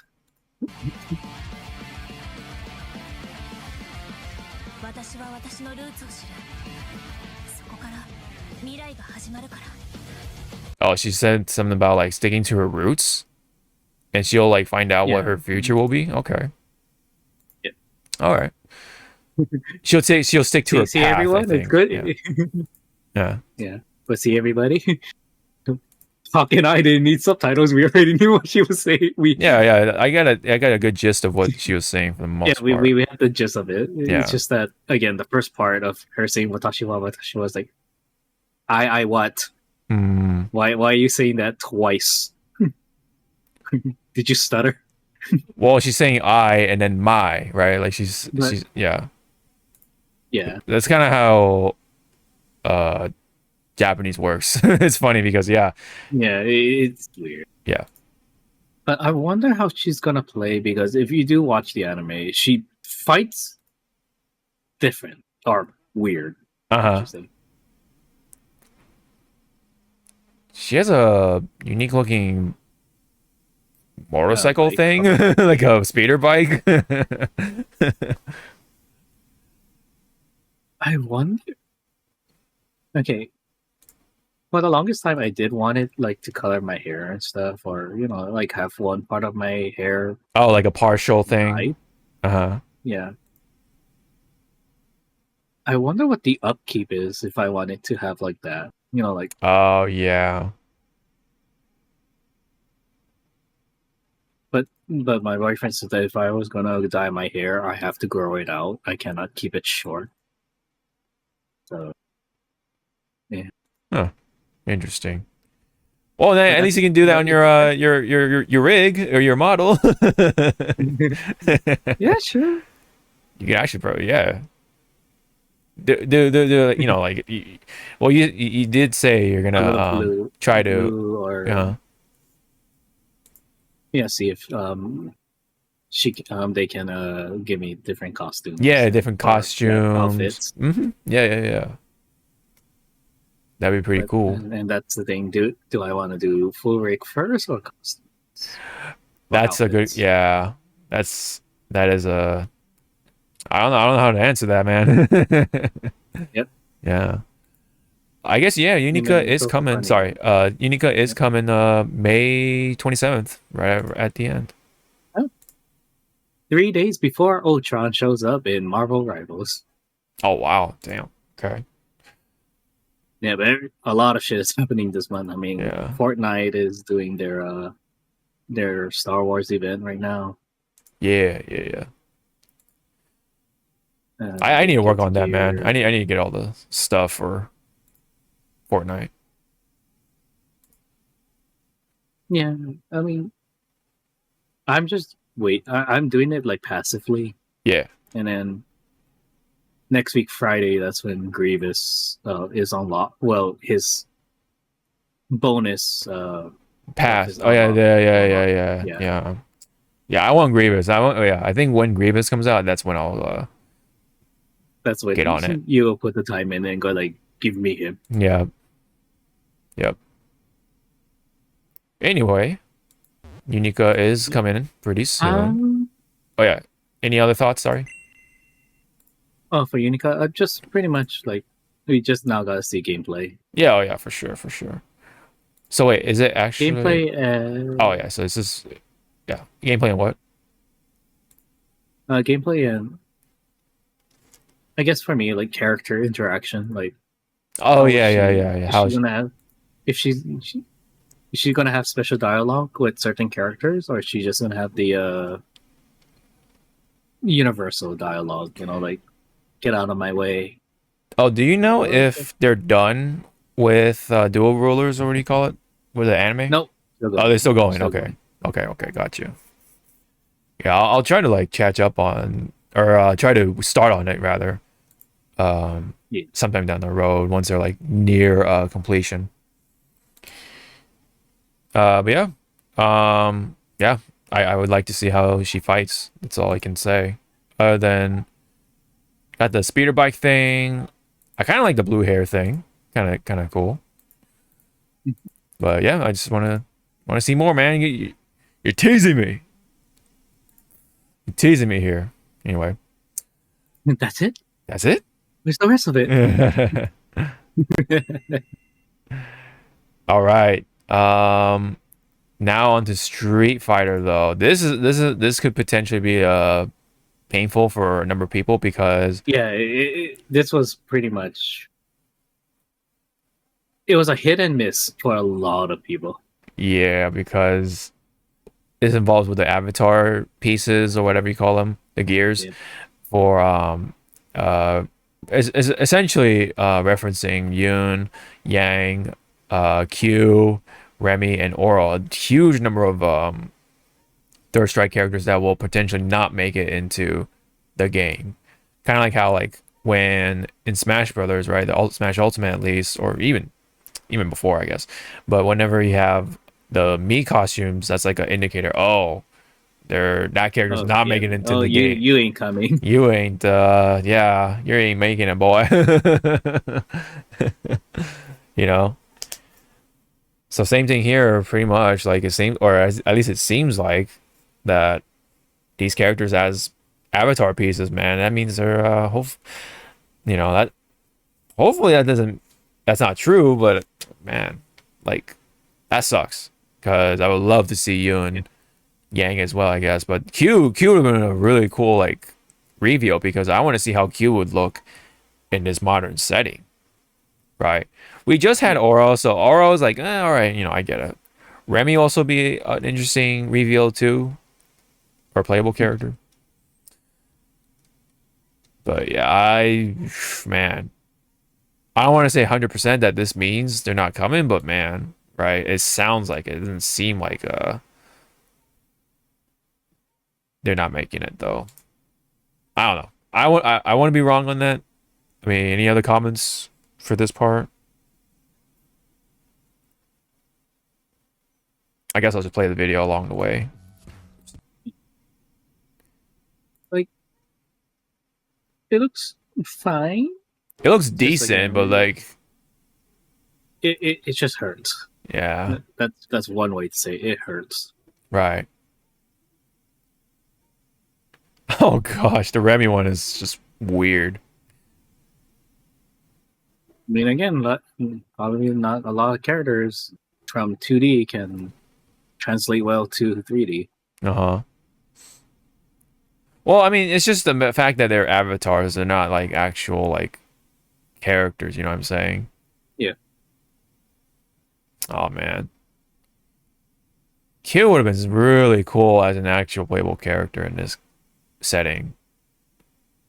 So that's why it sort of hurts to see. The deconfirmations maybe are likely to be that. All right. Meanwhile, this is more on the disappointing side of things for a number of people. Although it has overwhelming likes, but there are still disappointments to be had. Anyway, go ahead and play the thingy. Let's play the thingamabob.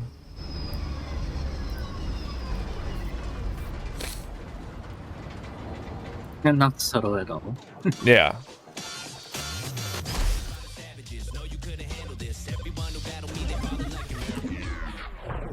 First disappointment. Juno as Chun-Li. Which a lot of people, like, okay, some people are saying, okay, you're just being racist, but it's like, kind of, but not really, because I believe Juno is Korean, right? Oh, I don't know. You're... Yeah. Yeah. Guess as good as mine, I guess. Or mine, I guess, as good as yours. Ryu, I forgot who's Ryu. Hanzo. Hanzo's Ryu, which fits. I'll take that. Yeah. It's just that I hope when he fires his ult, his Ryugawa Tekuro Kurao is actually Hadouken. Hadouken, yeah, Shinku Hadouken, yeah, that's the part. But here's the other disappointment, which was Cammy, right? Cammy is, or Widow is Cammy for some reason. How do you? I mean, I guess like if we go by which she was a doll, a bison doll. Yeah, Cammy was an assassin. An assassin, yes. Oops. But the fact that it could have been somebody else, and Cammy could have been someone like Tracer. Tracer could have been Cammy because they're both British. I mean, well, Widowmaker. Well, some people wanted a jury to be a Widowmaker, which Widowmaker? I would have said because again espionage and shit. See Viper. Yeah, but you know, we have to stick it to Street Fighter 6, you know, so Yeah, fuck. so But jury. if Yeah. if they didn't have the number next to it, yeah, they would have. Yeah, if it was just Street Fighter, then yeah. Yeah. Free reign, of course, but Street Fighter 6, you know. Yes. And then the next, I think that there was a next part too, right? Let me see. Oh, I'm just gonna just kind of skip through this. God, it's so weird for. Well, I guess Cammy can use guns, but yeah, because Cannon Spike was actually a.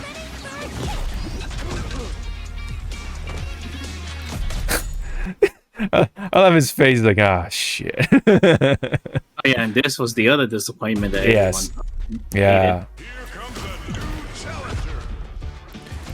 Yeah, it's Kiriko, right? That's Kiriko as jury. it's That's Kiriko so as jury. weird. Well, people are also pissed off that out of every character in Overwatch, Kiriko has the most fucking skins Yes. at this point. She's been that's what I stealing heard. a lot of skin spotlight. Mm-hmm. Yeah. You know what? I would have taken Sombra as a jury at this point. Guile as soldier. Okay, I'll. That's a respectable one. A little on the nose. On the Same thing nose. with Zenyatta. See, being, that's a given. That's a given. And then you have Blanca, Winston. Yeah. I take this one too. Sigma. Yeah. Okay. Yeah, Sigma has Bison It's like, and Bison. no, very good. Yeah. Although funny, it's not the Street Fighter 6 costume. It's the classic costume. Yeah. Right. So they fucked up on that. Yeah. Same with Cammy too, because Cammy has her own costume too. Yep. So it's a little inconsistent. It's like, are you doing just Street Fighter or are you doing Street Fighter 6? Right? Because Jury has her 6 costume. Guile has his 6 costume. But Ryu has his classic costume. And then well, Blanca is Blanca, so you know, whatever. But Yeah, Bunky. yeah. Chun-Li is still like that's a classic costume too. So it's like kind of inconsistent on that. It's like what? Yeah, and again, a lot of people got disappointed is that the backstory of this Overwatch character was inspired by Street Fighter, Doomfist. So a lot of people are like, where the fuck is Doomfist? Like the actual guy that you said that was inspired by Street Fighter. Yeah, like people say he could have been Akuma, so that would have been pretty cool. I hear people. No, that's my my dog. That's my little pupper. Watch me just reach out into the camera, and then I'll just screen grab your dog's like mine now.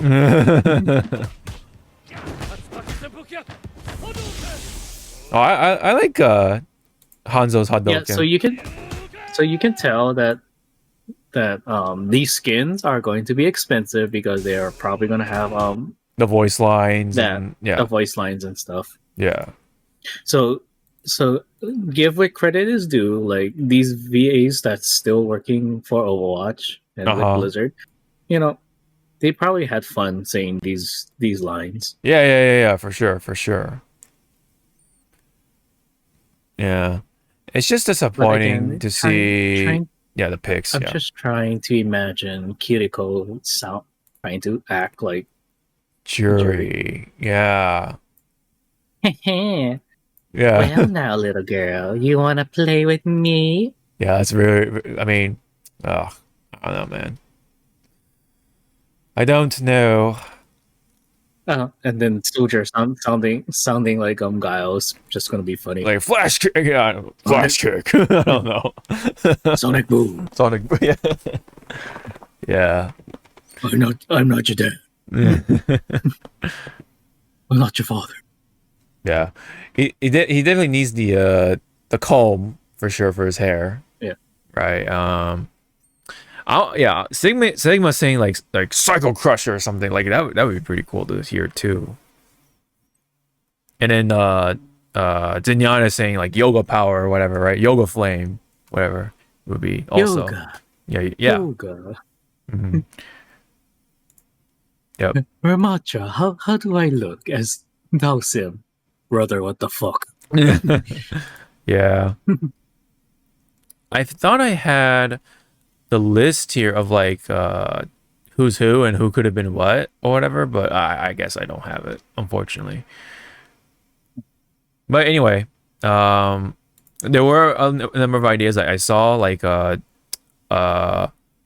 Moira could have been Aki. That would have been a really cool one to me. Yeah, she could have. And then you know what? Why is Kiriko not fucking Kimberly? Like that makes like how do you miss with that? Honestly, I think Kimberly would have been a great fit for Kiriko. Like, okay, yeah, Kiriko gets a lot of costumes, whatever, but at least that one makes a lot of sense. But Jury? Fucking Jury, dude? What the hell? Who thought that was a... Yeah, Yeah. I was like, they're not thinking. Yeah.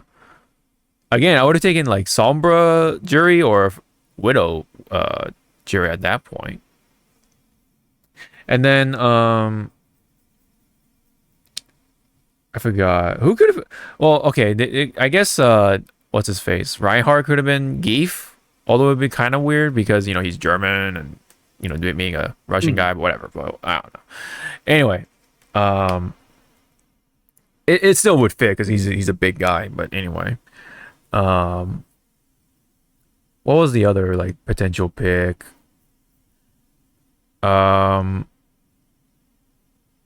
Oh, Sojourn. Yeah, see, people said Sojourn should have been a good fit for Cammy because of the fact that she like has a slide and stuff like that. Yeah. Like her movement actually matches with Cammy more than anything. And then when Sojourn does the slide, you could just hear her say, Spiral Arrow. Yeah. The spiral arrow would have been really cool to hear from Sojourn, potentially. What was the other pick? Someone said Rashid for I forget that guy's name. He has like white hair. He's a healer, I think. He's like one of the newer characters. I forget his name. But anyway. Rashid could have been that guy, or that guy could have been Rashid. Mm-hmm. I don't know. Anyway. Someone else could have been Chun-Li. I don't know who, but someone else could have been. Yeah, I don't know.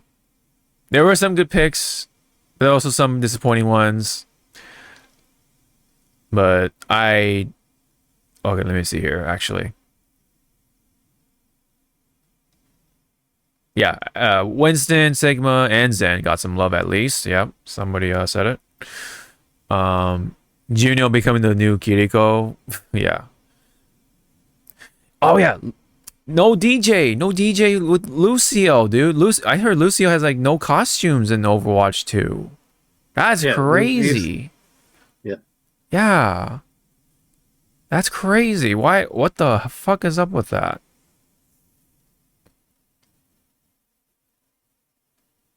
Yeah, no Marisa for Zarya. Like, wow, that's a huge miss.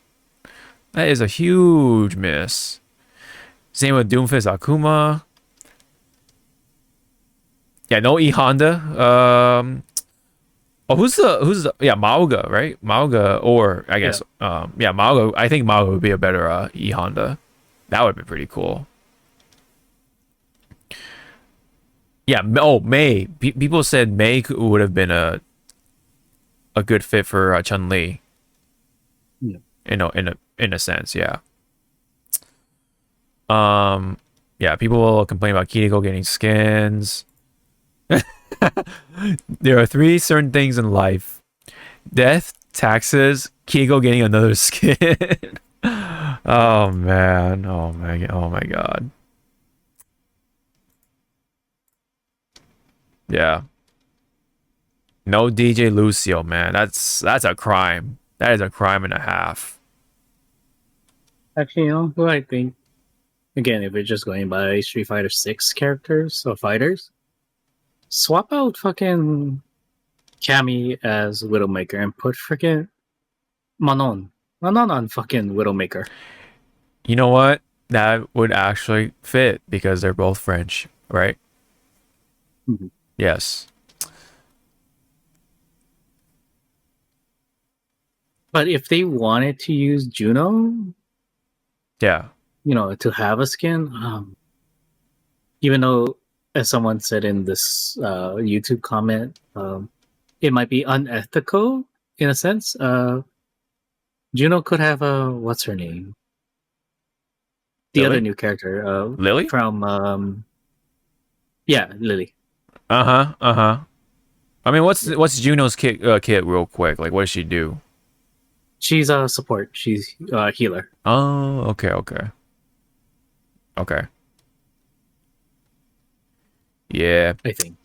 I forget. But another. I'm trying to remember. Oh, yeah, sorry. Just, like again, like with Street Fighter 6, there are a lot of good characters, but then you know you kind of like just see the same ones over and over. Mm-hmm. Oh, somebody said Junkrat Luke. That would have been really funny to see. I would have loved to see that. Oh, Fuck! If you're gonna go like that, then I mean, yeah, Hanzo is Ryu, but Genshi would have been a perfect fucking Jamie. Yeah. Okay. Because they're both, because of Genji being the younger brother and more of the fun, quote unquote fun side. Yeah. Jamie also, Mm-hmm. but I don't think Genji can drink. So sorry, Genji, no sake for you. It would have been funny for Genji to be Ken just because Hanzo is Ryu, just for the sake of it. Yeah, I'm actually surprised nobody is Ken. I'm actually surprised. Because Ken is a bum. He's running away. He's broke. Yeah, you're right. I guess you're right. All right, I like. See, I like that. Oh yeah. Oh, this is a more general Street Fighter, but yeah, Balrog. Yeah, Balrog would be another cool choice for Doomfist if we're gonna just go off of. He's not in Street Fighter 6. Yeah, I know. Yeah. Oh, Which Hugo. I'm still holding on. I'm Mhm. still holding on to that Street Fighter 6 leak. Okay. Don't tell me what it is. I don't want to know. But okay. Fong Junkrat. Oh, okay. Weird, but all right. Hugo would have been a cool one for Malga. Yes. Manon and Mercy. That's kind of funny. That would have been kind of funny. Falk as Ash. Okay. All right. Honestly, I kind of forgot about Ash for 1 second there, but yeah. Oh, Echo, yeah, yeah, Echo. Like, does she get skins? Like, damn. Fucking McCree. Yeah, McCree is another one, right? Like, does he get skins? I don't know. All right. Anyway.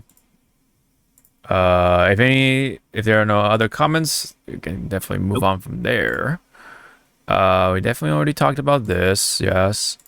So we can definitely go right into the last part for the fighting game stuff. So this is involving with Noah, right? He's the upcoming player that we've talked about in the past.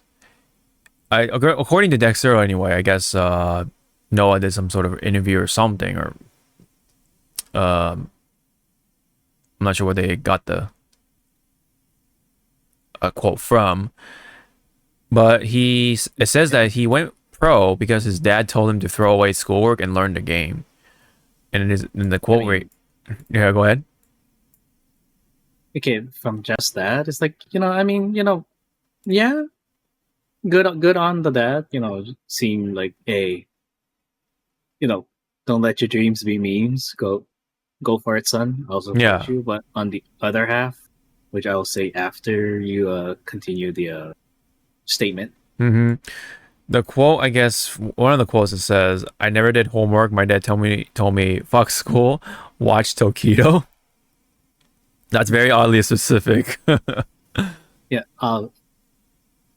Mm-hmm. And then from there, from some of the comments are saying that, because he didn't go to school and stuff or did homework, a lot of people said, I don't know if it's in this thread, but in other threads, like they're saying that he's an asshole, a genuine asshole. Right. And it's like, yeah, that's the other thing too. If you don't go to school, you don't know how to interact with other people, Yeah. I see it. And you'll just be in that mentality, like, I am the best. You are beneath me, or something. Yeah.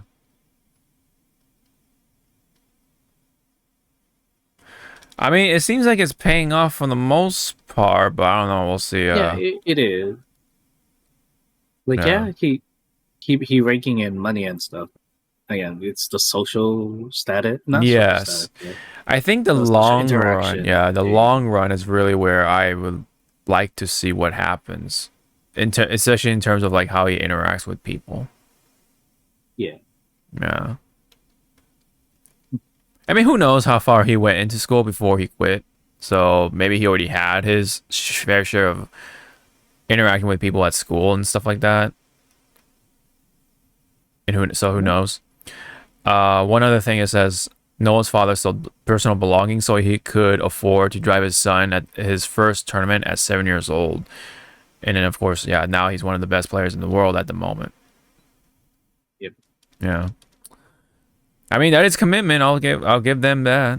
It is commitment. Yeah. Again, like it's kind of like also what's it called? A double-edged sword, because yeah. kind of like child actors that don't go to school, they really don't have that social bonding with other people, and yeah. If I were him, I would have let him finish high school and then just let him decide to do college or not. Because I think college at this point, is super optional. Whereas I feel like K through 12 is something you should go through. Yeah. Yep.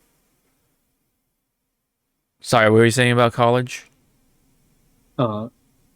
I was gonna say, like, college is well, if we go like at this point in time, like college is, as you said, optional, because some people right after high school, they either join the army, or they go into the workforce, or they do college. But if they go to the workforce, they can learn trade. Mm-hmm. Yeah. Which I'm gonna have to discuss that with my sister when my niece gets to that age. Is like, girl, we have so many relatives that's in the trading business. Fly her into that. Yeah. Like, we have a couple of uncles that are, they work on cars, they're mechanics. We have aunties and uncles that's in the construction business, and construction, it's hard labor, but the pay, depending on which company you work for, the pay is good, and the the benefits and stuff. Yeah, for sure. And it's also kind of, again, funny, like, because at work I have my construction clients, and because I kind of go thorough with my with my business with them, they're like, "Do you want to work for us? We need to get rid of our own secretary and stuff." And I was like, Oh. "Oh shit!" It's like, "Oh crap! I'm doing too much of a good job." Yeah. Yeah, because I'm not tooting my own the horn, but just like hearing one of the clients saying that if I wanted to work with him right now to be a secretary or someone to help make the purchase list and then bring it to Home Depot or whatever to buy the supplies. Yeah. He said 25 right now. I was like, what do you mean 25 an hour right now? Wow. It's like, Jesus. And in my head, it's like, how much is that without tax? Oh, with tax taken out. Am I still rich? It's like that. Yeah. Can I afford a second PS5? Oh, Can I afford the Switch 2? yeah. Well, I mean, yeah, for the most part, it looks like it's paying off, but we'll see in the long run, though. We'll see in the long run, because I forget which professional they said that. Yeah, they've been doing it for like years, but it was mentally like draining them. Yeah, and that's why they stopped. Yes. Yeah, because they said they did reach that point in their professional gaming life. It was like, I need to step away, but they didn't do it for a few more years because it was like they were being glutton for punishment until they're like, yeah, you know what, I'm stopping. Yeah, I'm just going to enjoy. Right. Yeah, which I do feel like what that person kind of went through, because again, doing cons, volunteering and working at cons for 10 years, it is draining. Yeah. So that's why like when I finally just left my con team to just be a regular con goer, I feel so alive. Alive, free. Yeah, free from the shackles. I broke it. I broke these cuffs. Yeah. I get it, man. I get it. But now thinking like with other pro players, yeah,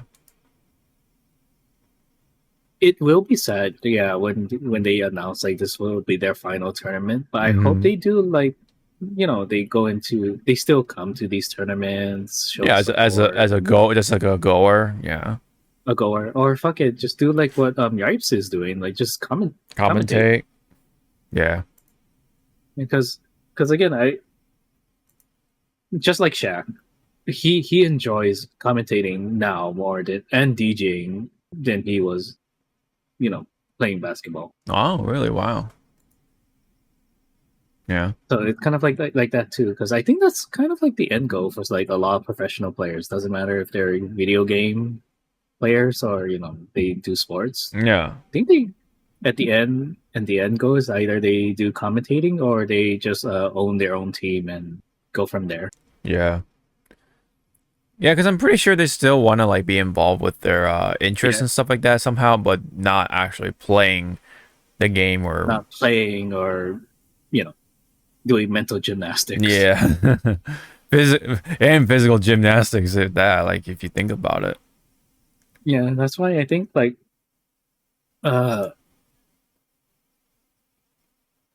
when he finally retires, I'm going football territory. Brady finally retires. He needs to either full on enjoy life or just get his own team and train them. Yeah. And Right. Well, in any case, that is Noah. Noah still has a long road to travel to go through, and we'll see where he goes, man. We'll see how he grows and all that. We'll see. So that is it. Next on our list. That is it for the fighting game portion. Let's go ahead and bring up the front line.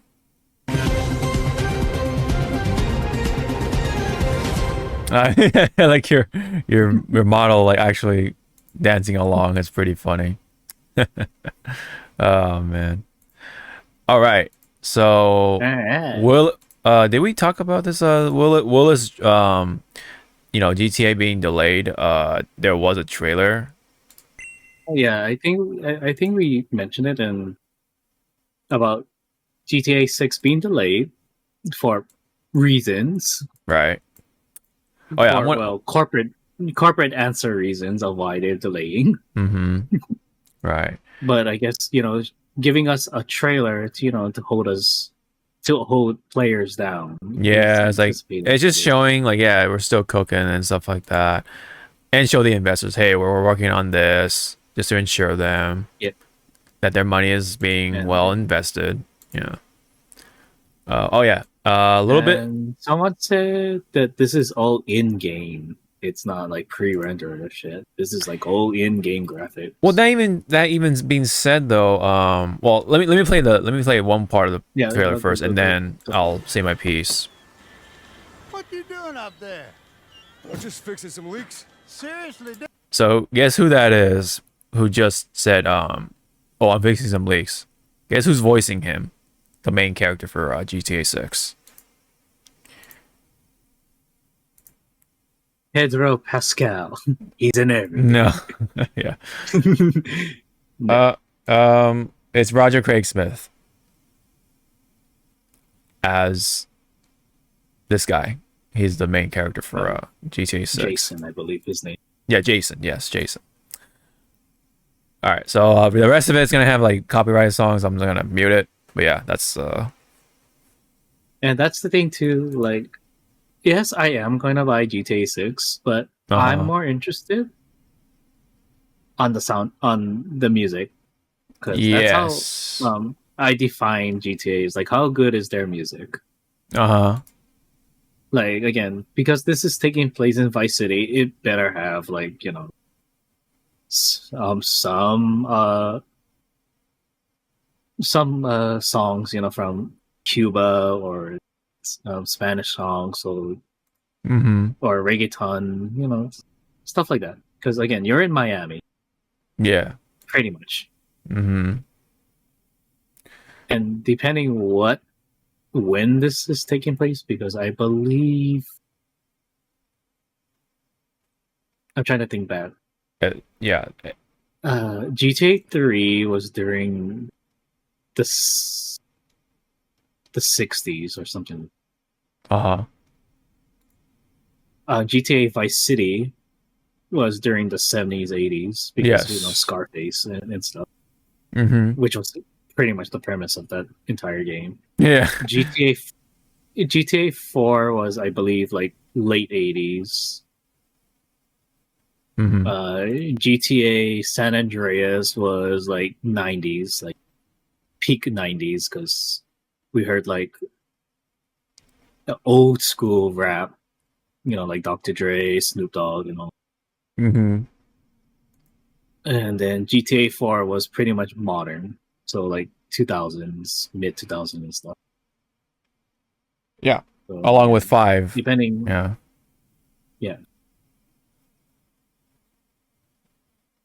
So with 6, I wonder where are we? Are we like in the 2020s or? Well, like 2010s. I think this is now catching up to the 2020s. But let's see here.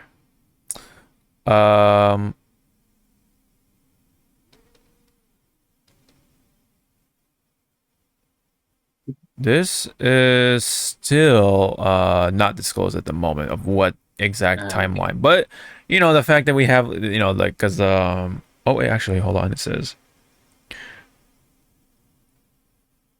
primarily in Vice City and partly in South America and in okay, never mind, that's the development years. Okay, never mind, I'm sorry, I thought that was the actual like timeline or whatever.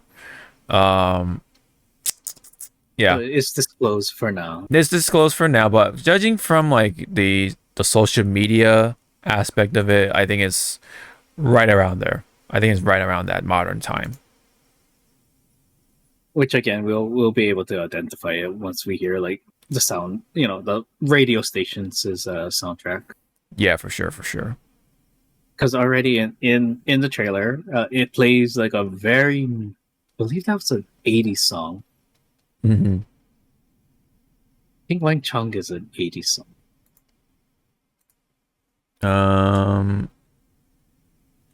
Let me see. Setting. Yeah, it just says Vice City. I don't think it real. City.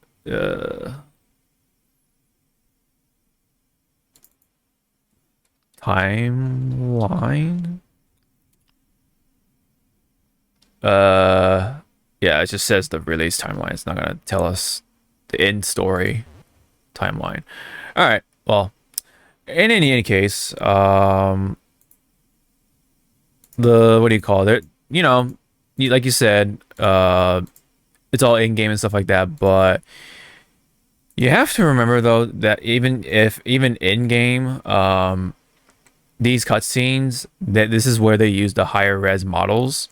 Yep. And then when you're actually like doing your thing out there, world, then that's where they bust out the lower res stuff, because obviously that's going to take up a lot of resources, So speaking of resources, did you see the leak of how big this damn thing's going to be? No, I did not. It's pretty much going to be as big as a Call of Duty game plus two updates. Dang, For dude, Call what of the Duty. fuck? Yeah, so I'm like looking at my PS5, like, okay, who am I gutting? Right. Like, I don't play Call of Duty, but hearing the horror stories from everybody about like how big those files are is like, Jesus Christ. Mm-hmm. Right. But then we also gotta like also keep in mind that this game is on the cusp of being a very expensive game. Yeah.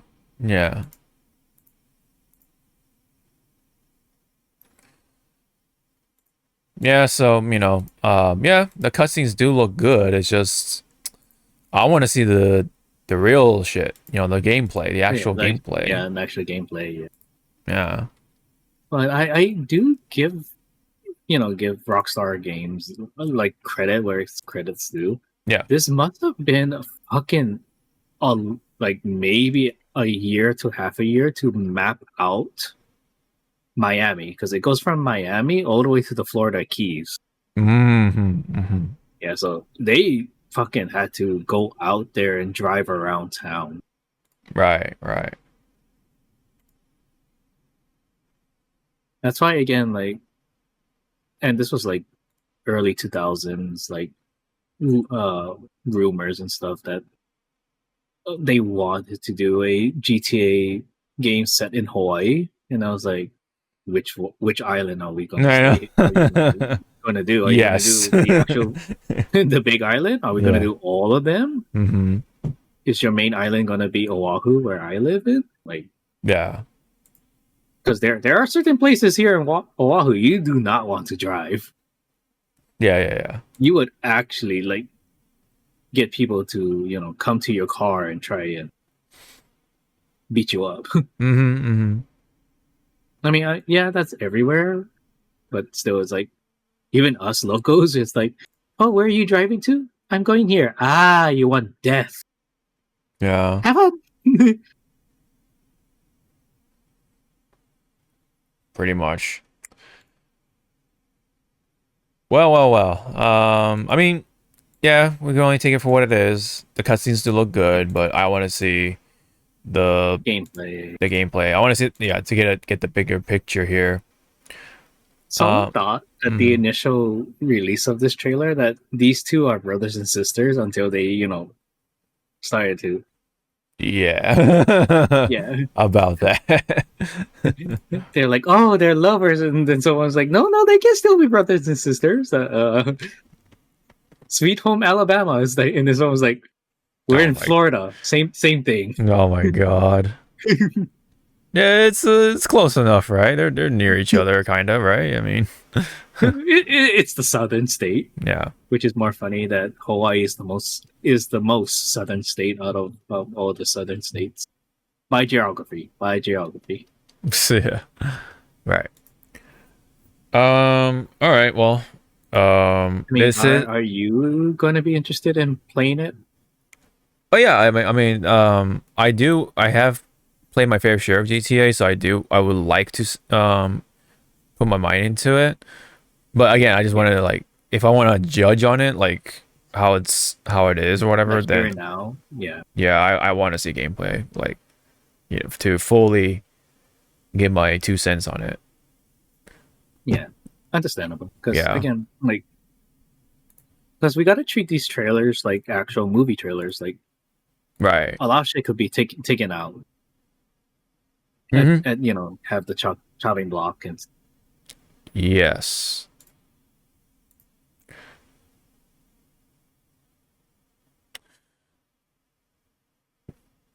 Yes. There's booty. They got the jiggle physics down. Although, you know, it's not like exaggerated like Zenless. because they're gonna have two of them, you know, together and stuff. I wonder if it's like, I wonder if the gameplay is going to be like you get to choose how you play. Who you choose to play first. So let's say you just want to do a Jason run. You know, you do all Jason. You don't pick. Oh yeah, yeah. Or is it that there will be some missions that you know you guys gonna switch off? Mm-hmm. Mm-hmm. Kind of like how they I did it think with GTA 5, pretty much. Yeah.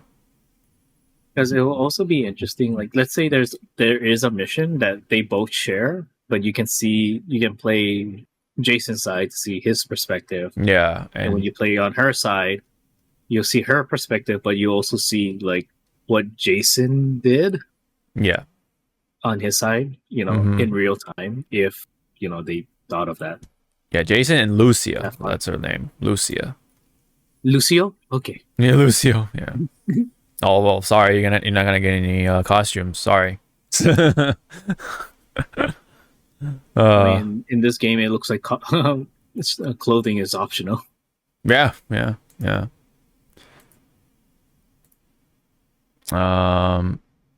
Yeah, that's all I got. It's looking. I mean, it does look promising in terms of like the art direction and stuff like that. I do appreciate the fidelity. Yeah. If we go by Yeah. art direction of this game, it looks the most eye pleasing Yes. out of all the GTAs. I like the lighting. Yeah, the colors. Yeah, whatever lighting engine they developed or you know used, Yeah. on point. But again, like a lot of people gotta remember, lighting in the real world is not like this. We're not cinematic no. lighting. No, I don't think so. Well. We'll keep an eye out because this game is We'll let that cook. Yeah, for we'll let the it next like year. Yeah, for the next year, of course. We'll let it simmer, and it should flourish into something pretty cool. Oh yeah, and then somebody pointed out, I think this is from GTA 6 Intel. It says, oh yeah, there's the because he said the line like, oh, I'm fixing some leaks. You know what happened with Rockstar, right? So Yeah. the person's like, oh, I see what you did there, Rockstar. Yeah. He's like, slick asses. Yeah, pretty slick about it. They're pretty slick, if that's really the case, of course. If that's their intention. Yeah. Mm-hmm. All right. Last one in the front line is potentially going to be pretty. Yeah, this is looking pretty bad if this is going to actually happen. So Donald Trump, our president, Donald Trump, is ordering a 100% tariff on all films produced outside America that are brought into the country. So this is just a little small list, but this would potentially include Avengers Doomsday, The Odyssey, Avatar 4, and Supergirl, to name off. And potentially there is one other movie that, or movie genre, let's just say, or franchise, sorry, that we both love, that is going to be absolutely affected by this. Can you take a little pot shot as to what that is?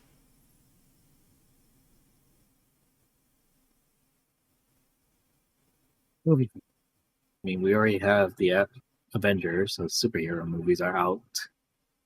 Yeah. Yeah. Take a wild guess as to what franchise is also going to be affected by this that we both love. See, my mind is being stuck in live action. It's like, no, it's not live action. But yeah, our animes and shit.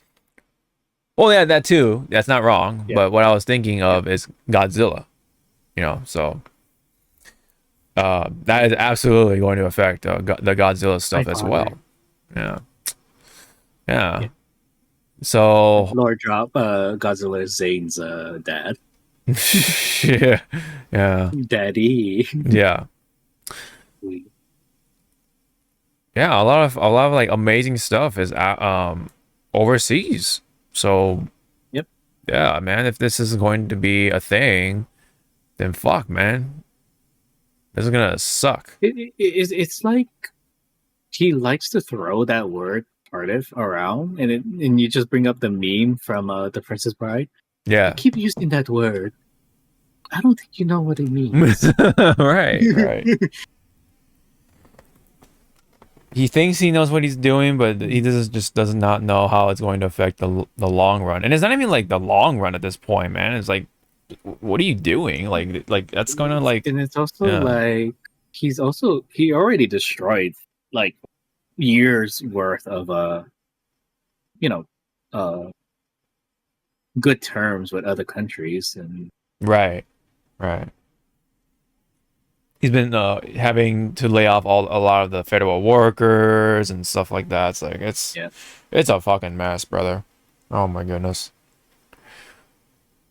And then that's why again, I know it's gonna be run down to the ground, but when Simpsons called it so many times, I'm waiting for that one episode to come true. In that episode, it was Lisa Simpson being the president. Oh. And she said the famous line, "Well, we have a lot of work to do." And I was like, "Yep, you sure do." Mm-hmm. But we sure do once that comes around. Yeah. Yep. I just hope to God that whoever takes his spot next is going to undo what he did. Pretty much. Gotta be careful about that wish. You might monkey paw that damn thing. You're right. That's a big monkey paw, man. That is. That's why I wish. I know I'm gonna get hate for it to say it. Hillary, let's say Hillary got president. Okay. But it wasn't Hillary, really. Like, she would do the exception. She'd be like, "Thank you, the American people." And then you just see Bill push her down and go oh my God, yeah. "Did you miss your daddy, everybody? Yeah. I'm back." Yeah. I'll be like, "You know what? Fuck it. Welcome back, Mr. President." But he is impeached, so he is impeached. Remember, he's like one of the only presidents that's actually impeached. So it definitely cannot happen. Yeah. But cannot happen. But yeah, in another world, in another world, probably, yeah, sure. Or fuck it. I know a lot of people hate him, but the first 4 years was okay with him. Fucking bring the Obama. Bring him back. Right. Obama. Well, some people say Michelle Obama should be a president candidate. But I think she'll be a better vice president. Right. Someone to be the support. Or fuck it, you know what? For shits and giggles, bring back Grandpa. Where's George? Oh, Bush? Like Bush Jr. Well, Yeah, bring Bush. Well, yeah. If you take Bush Junior. Jr., yeah, obviously, because senior is Yeah. already he's passed away. So, Yeah. yeah. No, he'll crawl out of his fucking grave and I go like take. this. I mean, if we're gonna do that, I take Bush. I mean, Bush Jr. or I should say W. W. At this point, At this point, fucking, I would, for like maybe half a year, not a full year, fucking half a year. I just want to see what damage, quote unquote, what damage freaking Bernice would do. oh my shit, man. Yeah. Just for like, again, a cynical like shit and giggles. It's like, Right, here you go, yeah. Bernie. Let's see what the fuck you gonna do. Right. What would he do? But anywho, this is not looking good. Again, it's not looking Nope. good for these movies, man. I mean, and it's not even like foreign movies. It's our movies too. Our stuff Yep. is getting affected because they like to shoot overseas and such like that. Overseas because of the sorry guys, the tax cuts on overseas is much better than over here. Yeah. Yeah. Yeah, that's why they go overseas. It's actually cheaper to do it overseas. Right. Well, hopefully that doesn't. Kitty. What do you want? Hopefully it doesn't happen. But we'll. I just realized it's probably weird with my character looking down. It's like, hi, kitty. Yeah. I wonder how the rig would interact if your cat is there. Like, I wonder if it will like pick up on the just cat. go, Yeah. like motherfucker. Yeah. All right. Games news. I'll play this real quick here. The sound. Blah blah blah. Where is it? Oh yeah. This is involving with the Switch 2 and Final Fantasy VII Remake. It's gonna blow up your Switch too. Yeah, no. Well, Hamaguchi is the director for the remake for Switch 2's version, I think. I think that's how it works, but anyway. So he's the director of the what's the word?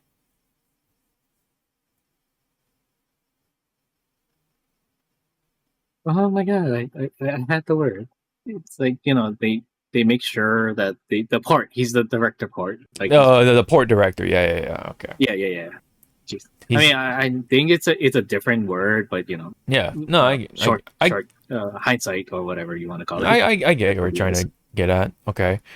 I said, well, he did bring us some points here. He said, according to Actual Arrow on Twitter, it says, Switch 2 having more RAM than Switch 1 made it easy to port the game. Of course, that's a given. Yes. Hopes fans of Smash Brothers will play to learn about Cloud and Sephiroth.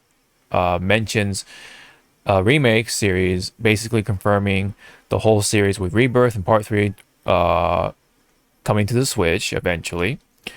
Says that he has high hopes for Nintendo's partnership with Final Fantasy, hopefully meaning games like Final Fantasy 16 and future releases for Final Fantasy will come to Switch 2 as well. Yeah, so if you've noticed also in the during the Final Fantasy 7 remake portion when the Switch 2 was being revealed, you can see the game running at 60 frames per second. So it's like, oh wow, it's actually running this game relatively smooth. So there is hope that the game will perform pretty decently with the Final Fantasy remake games. So it's looking pretty good for the Switch 2 if you're going to plan to own that. Any comments on? Yeah. Go ahead. I do want to give a little tidbit about how he was saying that the collaboration between Nintendo and Final Fantasy, or Square in general, this is not the first time Nintendo and Square, shaked hands. For those that lived in the 90s with the Super Nintendo, the SNES, that's how some of us were able to play some of the old Final Fantasies, like 1, 2, and 3, but 3 was a different number, and that's where people got confused about it. That's right. Right. Because I believe 3 was 4 or 5, and then yeah, it was a weird ass like time. Yeah. So a lot of people got confused of like why Onion Knight is on this Final Fantasy number and not this one where they grew up. It's like, well, we had an error. Yeah. I do But recall. I am again very happy that the Switch 2 will be able to run these games, like these really high graphic intense games Mm-hmm. smoothly. But as we saw with the specs the specs breakdown a few what you call a few podcasts ago, Mm-hmm. what was the battery life? The battery life was like 6, but with constant playing or high graphic intense games, it'll cut that battery life like in half. Like, because of well, not even half. Like it's only gonna, I think, gonna run for like at max 2 hours or something like that. yeah, something like that. And it's like, ooh, That's a big oof. Yeah. So you better have those power banks or those battery packs yeah, like power ready. bank Mhm. or sit your ass near a power, a plug. Yeah, you better hope that A the socket. plane, yeah, you better hope that plane or your bus will have some sort of like USB output or something like that to Yes, help keep it charged. it's okay.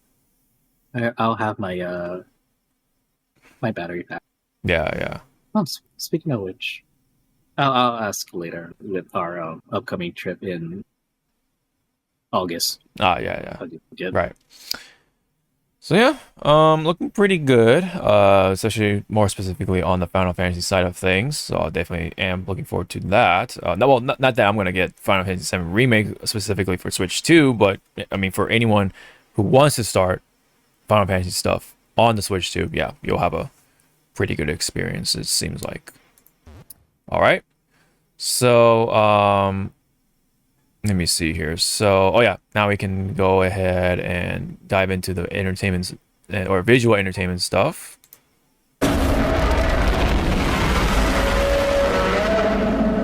Which, yes, we will be talking about Godzilla in a bit, but yeah, real quick here. This is relating to One Piece, and a little more specifically on the live action stuff, in a way, because the stars of the live action One Piece gathered a number of people wearing straw hats at the Osaka Anime Expo to apparently set a world record for Guinness. It didn't say exactly how many, but they apparently got the record. So, let me see. Yeah, I want to try to see if I can like zoom in on that, see if that's even possible for me to read. Gathering achieved by Osaka, blah, blah, blah. Oh, I'm afraid not. I don't have the number on there. That's weird. Well, apparently they got the plaque, so that it happened. You see here the live action actors for Zoro, Usopp, and Nami, holding up the or presenting the plaque at least. Oh.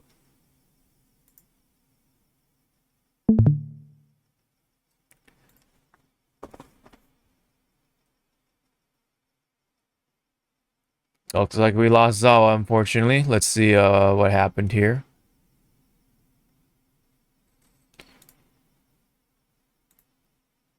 Oh, he DM'd. Let me see. Oh, why is it doing that? Okay.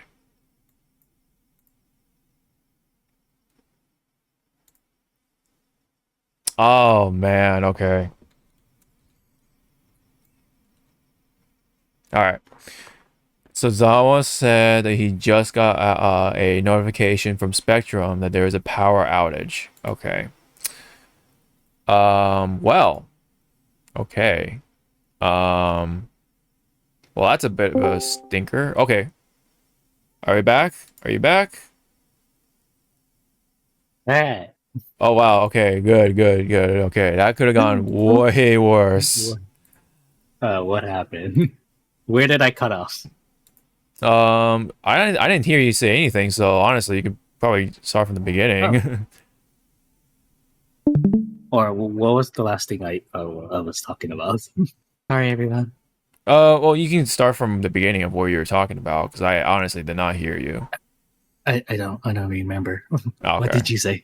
Okay, well, let me go back a little bit then. I was trying to look Yeah. for the number of the people that actually attended to the Osaka Anime Expo to with the straw hats and everything, and this is basically them trying to. I guess, well, was there ever a record about gathering people with straw hats? But anyway, so um, Oh, sorry. I thought we were still on the Switch 2 and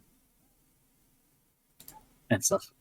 oh yeah, I guess maybe that was where you got super caught off there. Okay, but Uh, I'm just gonna speedrun it. okay.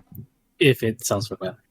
Still gonna wait till December to buy my own Switch 2 because I want to see what bundle sets that's gonna be. 'Cause, Gotcha. That's fair. winter stuff, and uh, then I mentioned we'll talk later about our trip That I heard. Yeah. and then yeah, let's just jump into the One Piece. The One Piece about they broke the record for largest gathering of people wearing straw hats at Osaka Anime Expo. So I was trying to look for the number, but I guess they haven't really specifically said. But okay, so according to one person, it says more than 60K people attended to the gathering. Look like, so that's pretty cool. That's not bad. Yeah. That's actually quite a lot. Yeah. I'm trying to find that video of Makio. He shot a t-shirt into the crowd, and he just screamed, "Oh shit!" Oh. And I was like, Jesus. Yeah, like, no, "That's Zoro, everybody." that's Zoro firing a shirt cannon because he's shot in the wrong direction. No, he shot it in the right direction. He shot it at a fucking Sanji. Oh yeah, you're right. Because he would do that. Yeah. Well, found it. I found the video. All right. I will. No, it's okay. No, just get into Hypecast. Sure. I'll just drag it right into here.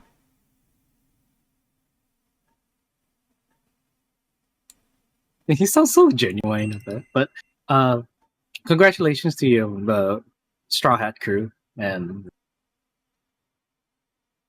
Oh wait, let me get the audio. Uh,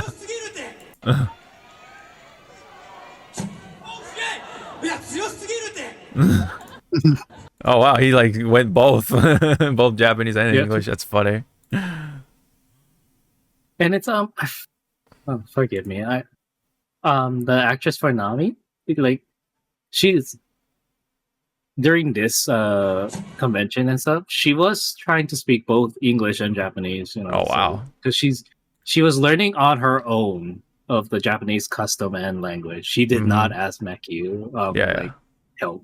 So I was like, you know what, good on you, girl. Yeah, that's actually really nice to try to like learn the language of the place you're going to, right? Like, I heard the Osaka convention or whatever. I also heard they had Nicolas Cage over there too. Oh yeah, Nicolas Cage there. Yeah, Which I think like for like celebrities, I believe Japan really likes Nicolas Cage. oh yeah, Just they like how- love not Nicolas Cage. Yeah, at- along with not at the level as fucking Tommy Lee Jones. Tommy Lee Jones and Arnold Schwarzenegger. Yeah. They love But Arnold, it's more man. funny with it's us because it's funny till this day. Like they would, if there's a commercial that they want to shoot, Japan type of commercial, whether it be for Boss Coffee or something else, they will ask Tommy Lee Jones like, "Hey, are you free? Can you Uh-huh. can you come down and shoot like this commercial with us?" And Tommy Lee Jones will be like, "Yeah, sure." Mm-hmm. Yeah. That is pretty funny. So that's pretty funny that in this case too, he's like, "Oh shit, yeah, Because again, like if those shirt guns, they are really like high powered. Like yeah, they don't fuck around. launch. Yeah, they don't fuck around. That's why again, you don't aim at the person. You aim up. upward, and you and Yep. let gravity control it. Unless he did aim up, but he didn't realize there's also the upper deck or something, and then they hit the Oh, upper. true. Yeah, yeah. Maybe that's what happened. Or he shot it, but he didn't think it was gonna go that far. Oh yeah. Maybe. I mean, it'd be so funny if it landed in the trash can.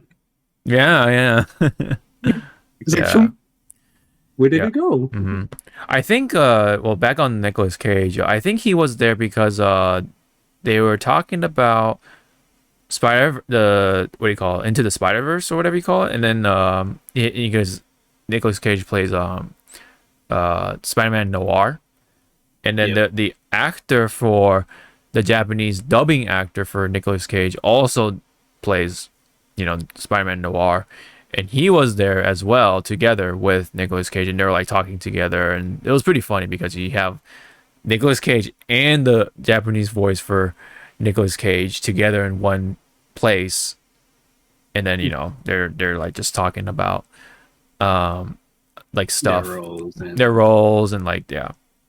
And then I think somebody asked about like Ghost Rider, and then like the way like Cage goes on about Ghost Rider was like really funny because he's like, he's like, oh he's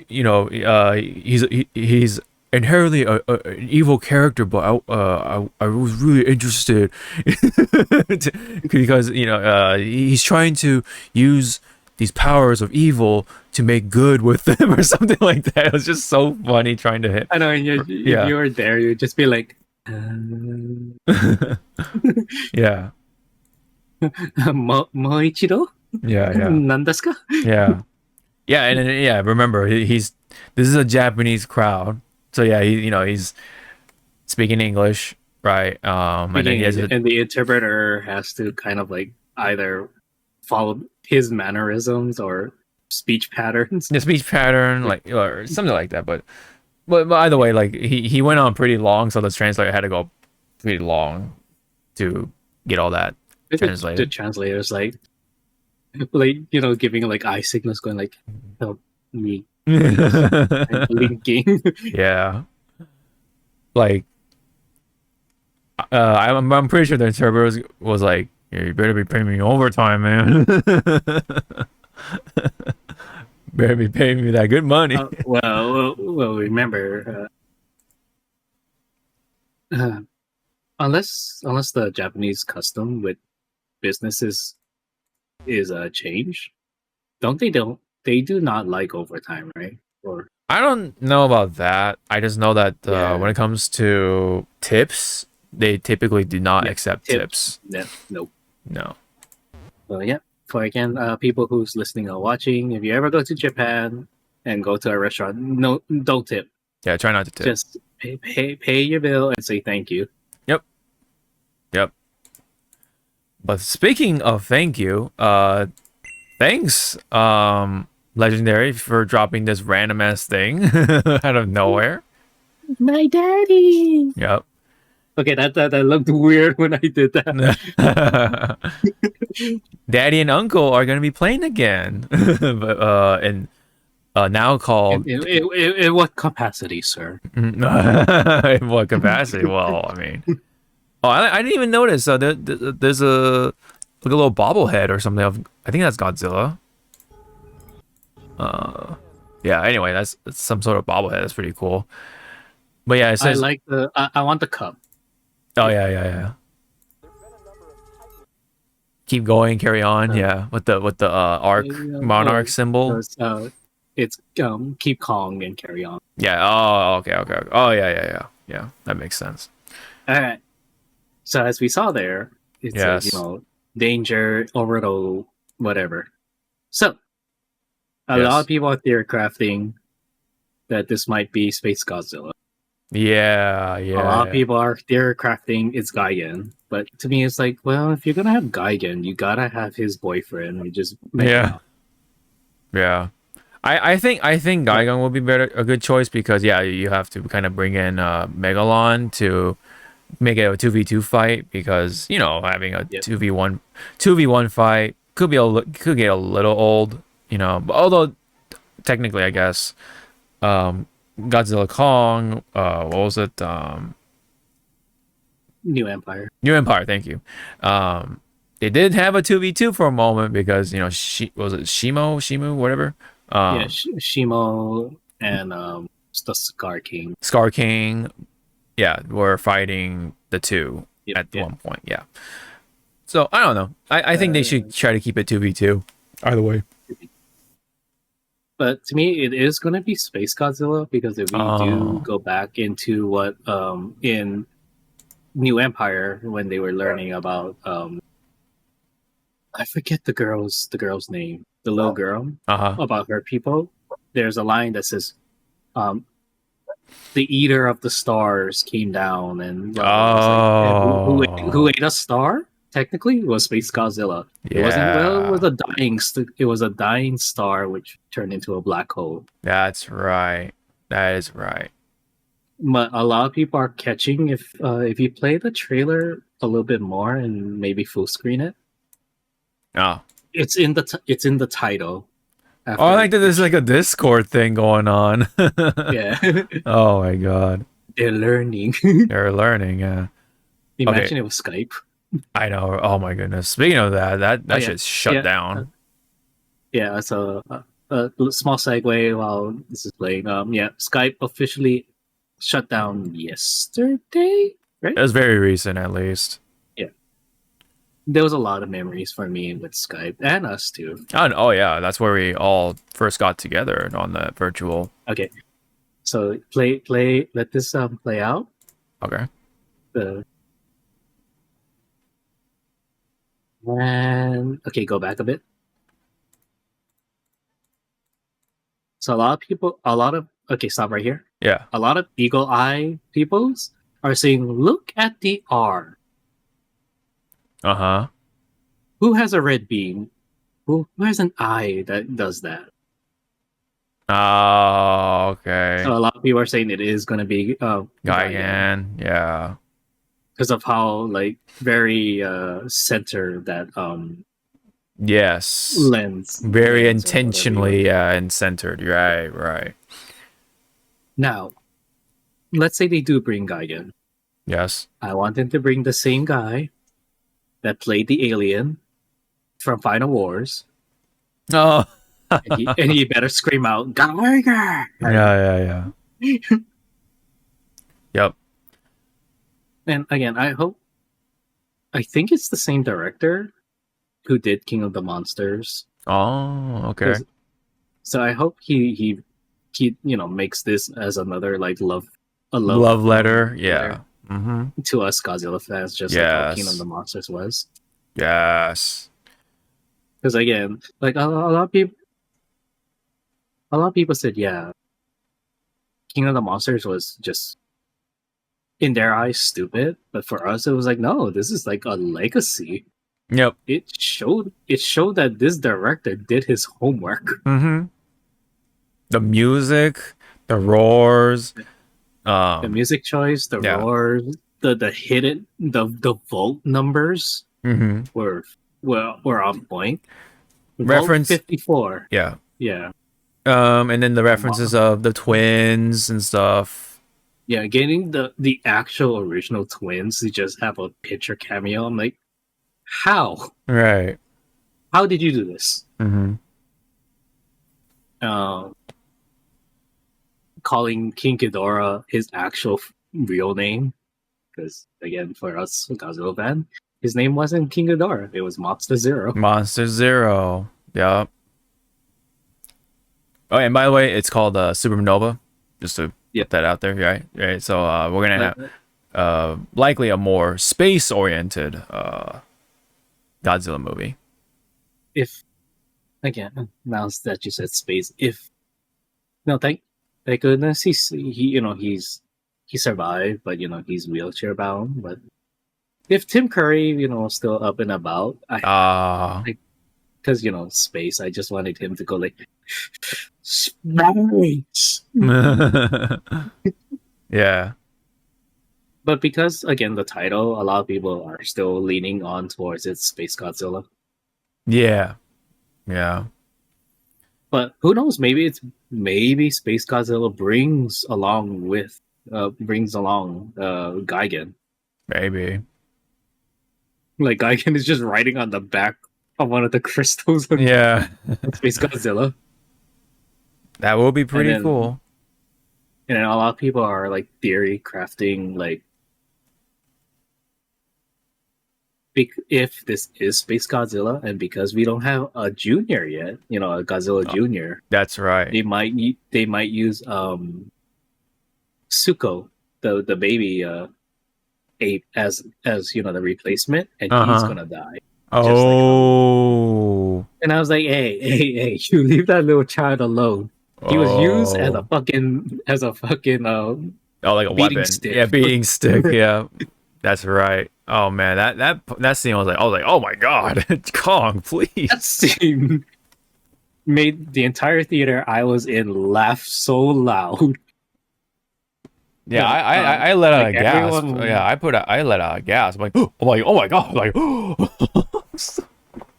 No, it was funny because in our theater when that happened, we were laughing so loud and we couldn't even focus. Someone ran outside to tell like the manager, could you just rewind it, because I don't think any of us are paying attention to the movie. So they had to rewind it a bit.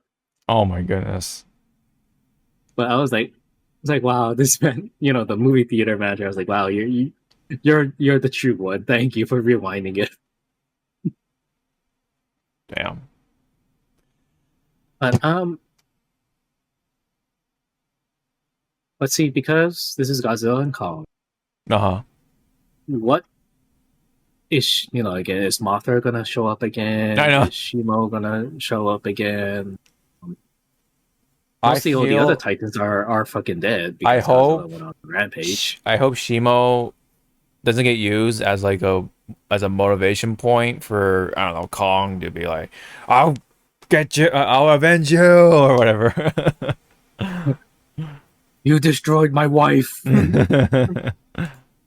Yeah. But Yeah. I think if they were gonna kill off like a kaiju, it probably is gonna be Suko, the baby. Oh. Because Damn. again, in the legendary universe, we still don't have a Mickey. I mean, we do have the girl, Right. but we don't have a Mickey character. We don't have that psychic character. Yeah. Yeah, you're right. You're right. Which, okay, if in theory this movie wasn't like so kind of like close to the nose that it might be Gigan or Space Godzilla, Uh-huh. an excellent monster because you can do a lot of shit with it, and because of like certain aspects, I guess you want to call it, or things that fell in line throughout the movies, like Zawa's son. His brain got quote unquote fried. Uh-huh. We do not know if his conscious is like in cyberspace, Oh. Huh. and because he was in one of King Ghidorah's skulls. Oh. I mean, that's how we got Mecha Godzilla. But fuck Sure. it, where's Mecha King Ghidorah? Yeah. What's stopping them? What's stopping them? Mhm. Or if you remember, I forget the character's name, but the actor, if you watch Game of Thrones, Tywin Lannister, Mhm. when he got the other head, Yes. where's that? Where was that leading to? Yeah, you're right. You're right. But what I'm trying to get to, because again, the Monarch has not mapped the underworld or the hollow Earth. Mm-hmm. That this movie, this if they didn't call it this, the next monster that would have actually be better for both of them to fight because it will happen for both the surface world and the hollow Earth. Biolante. Right. Right. She would have been an she or he, depending on how they're gonna. Yeah, I hope yeah. it's a she. Right. She'll be a good threat for both worlds Mm-hmm. because she could spread herself like on the above world where Godzilla has to fight, Yeah. and then the main fight will be like in the hollow Earth. Uh-huh. Which since I brought up Biolante, for those that were waiting for about like 10 plus years to finally own Biolante on Blu-ray, yeah, you can buy it now. Nice. Apparently, Toho finally got the rights back for distribution rights to release some Godzilla versus Biolante, which I still need to get because that's the only movie that's missing from my Heisei period. Yeah. It'll be a good grab. For those who are collecting. Well, yep, Godzilla Kong Supernova. This is coming out still for March 26th of 2027. So we do have quite the long wait, but it will be here nonetheless. Eventually. And I hope because of this release date, they do take their time with the CGI because Godzilla Kong New Empire, Uh-huh. there was a lot of scenes that they took some sort of shortcuts Yeah. with the CGI and animation, whatever you want to call it. Yeah. Also, for this movie, do not let up on the goofiness between the kaijus.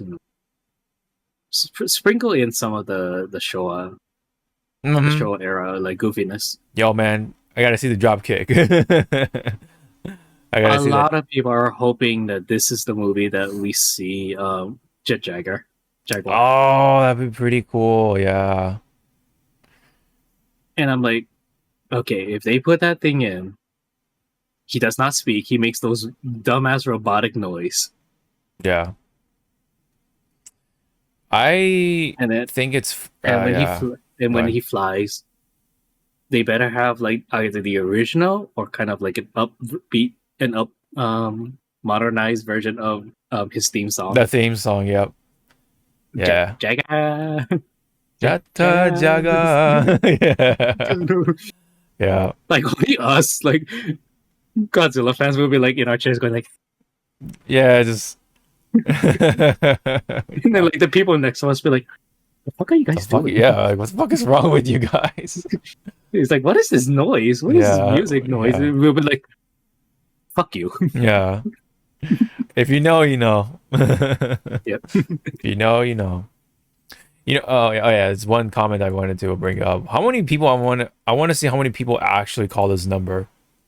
240 Oh, so MON someone in Max's Discord actually called that number, and it's actually live. Oh, is it actually like functioning? It works? Yeah, it's functioning. It's a pretty much a pre-recorded message. Oh, that's cool. Wow. Damn, dude. Having to okay, so it's 240 666 2724. Okay. Yeah. All right. That's pretty funny. All right. We'll look forward to it. We'll hopefully we see something along the way to kind of keep our appetites active, you could say. Yeah, But I think also next year is Monarch season 2. Ooh, But right. what season 2 is gonna do is season 2 is supposed to be the bridge between King of the Monsters and Godzilla versus Kong. Ah. So it's supposed to show like what was the events between those two movies. Right. And how Kong got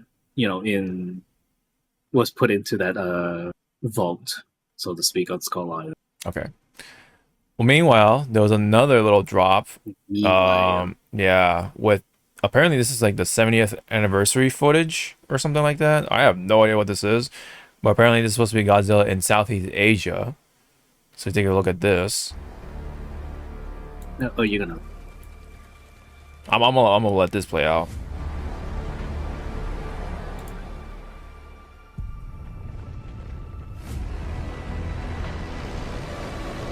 I like the dorsal fin design.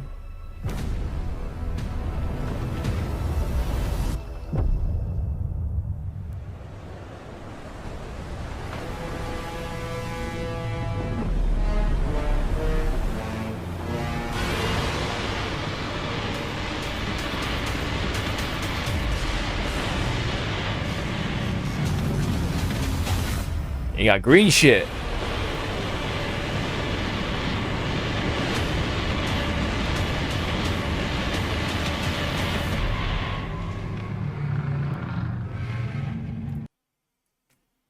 Smash. So yeah, you like the green stuff?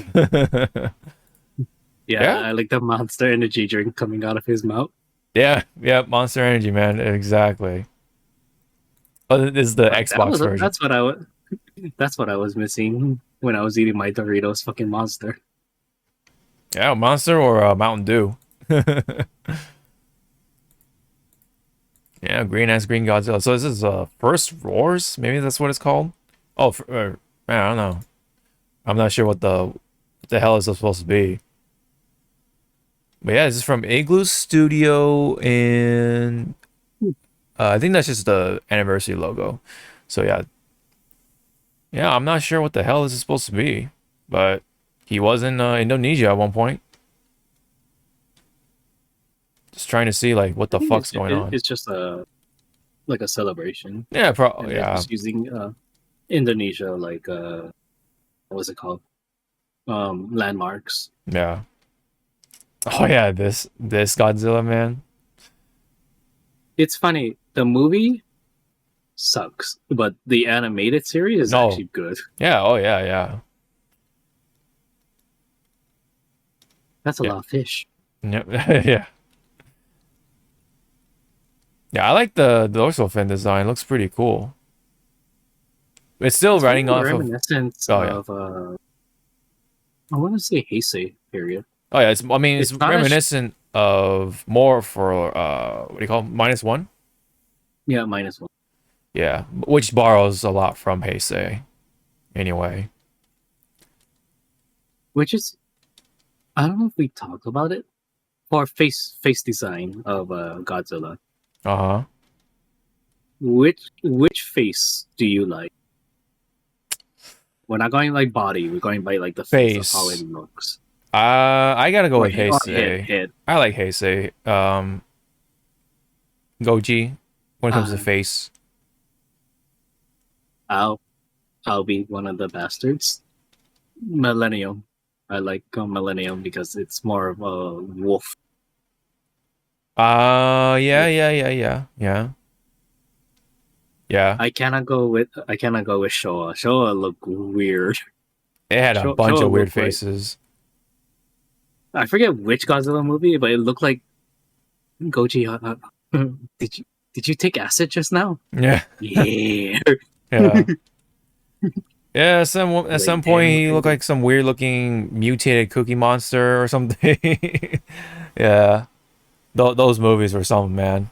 Those, especially like right around like when they introduced Manila or Manila, how you pronounce Manila, it. Yeah. Manila, yeah. Well, because in Japanese it's Mini-la because Godzilla, Gojira, Mini-la, right? So that's why I say Mini-la or whatever. But anyway.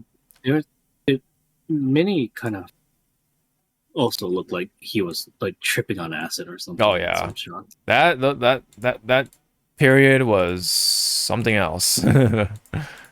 It's also because the Showa era, they tried to appeal so hard to kids. Yes, And that's why we had like goofy shit. Yeah, the big bug eyes and yeah. Trying to see that part But where. again, Oh, there you go. I'm trying to remember which Godzilla movie it was. It was with Minnie, Yes. and it was pretty much at the end. Like it was the snow.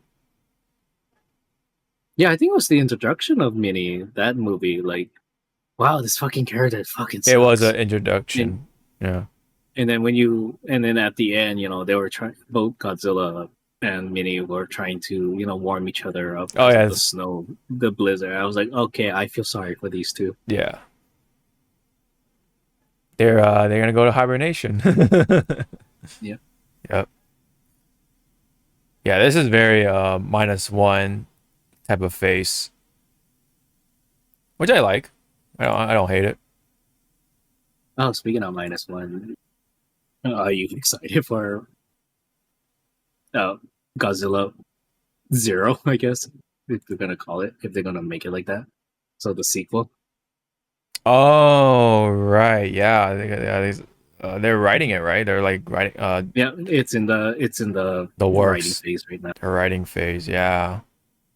Which maybe that's how we get Biolante. It's in -1 Yeah. or zero. -0 or -2 if they are gonna take it to that direction.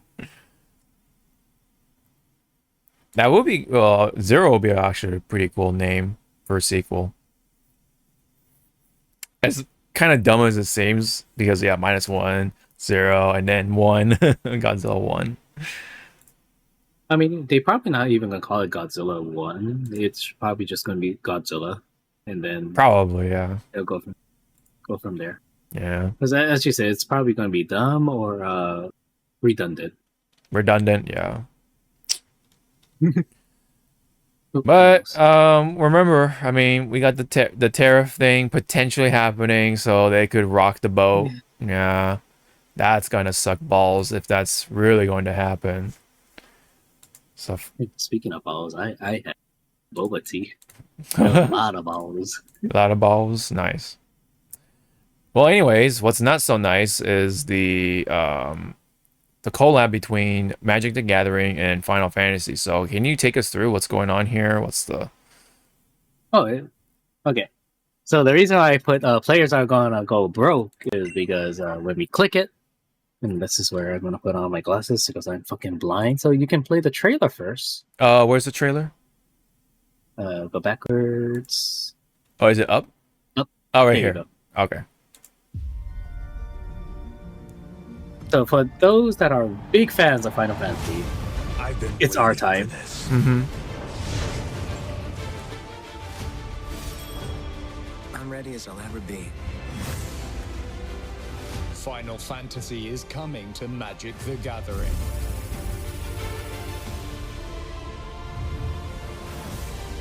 Come to me, Ifrit!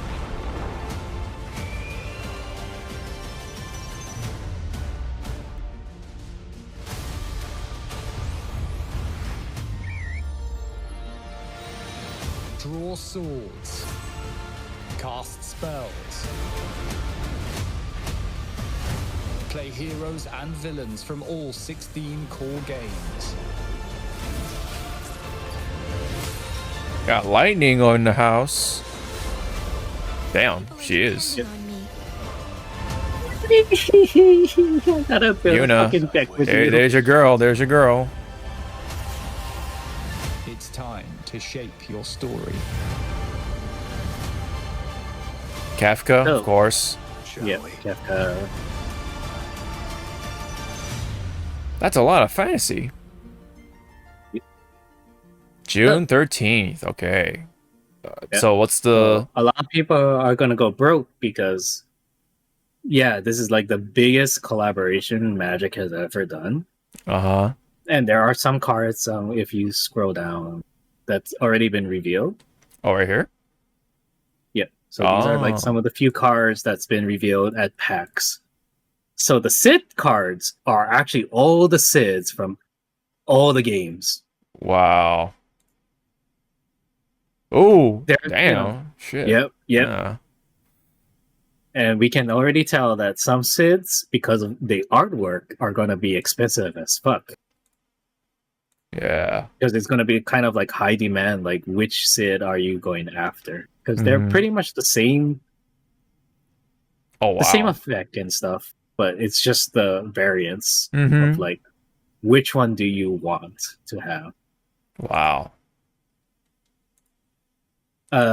For me, the reason why I might go broke on this is because some of these cards are drawn by Amano, Mhm. the artist of Final Fantasy, and also some cards are drawn by Nomura himself too. But some of these cards are actually like original art pieces from Amano. Like he didn't like retrace or anything. He made like brand new one. Like Wow. if you can find the Kefka one is actually a brand new like artwork for Kefka. Mhm. Wow, this looks sick. And that's why Jesus. I want it. Yeah. Yep. So a lot of people, depending which Final Fantasy number you love, you're gonna either collect it and frame it like how I did with Godzilla, or you're just gonna try and look for the variants. Oh, damn, they put art in here? Jesus, man. Yeah. Yep. Knock So this. again, this is a fucking love letter to Oh, Final yeah. Fantasy players. So again, it all depends on like what are you doing for fun with this collaboration? Are you going to buy all the variants? Or are you specifically going to hunt down like your favorite artists? Yeah. Oh, damn, they put Vanille in here? Shit. And Fang? Yep. Fuck. Yep. Lightning, of course. Oh, wow. Oops. Oop. More lightning. Oh, this looks cool. Wow. The actual heroes of Final Fantasy 12? 12, I believe. Yeah. Yeah. This is 12. It's not Vaughn, everybody. It's actually those two. Those two are the actual heroes of Vaughn was thrown in late. Oh. Shantoto.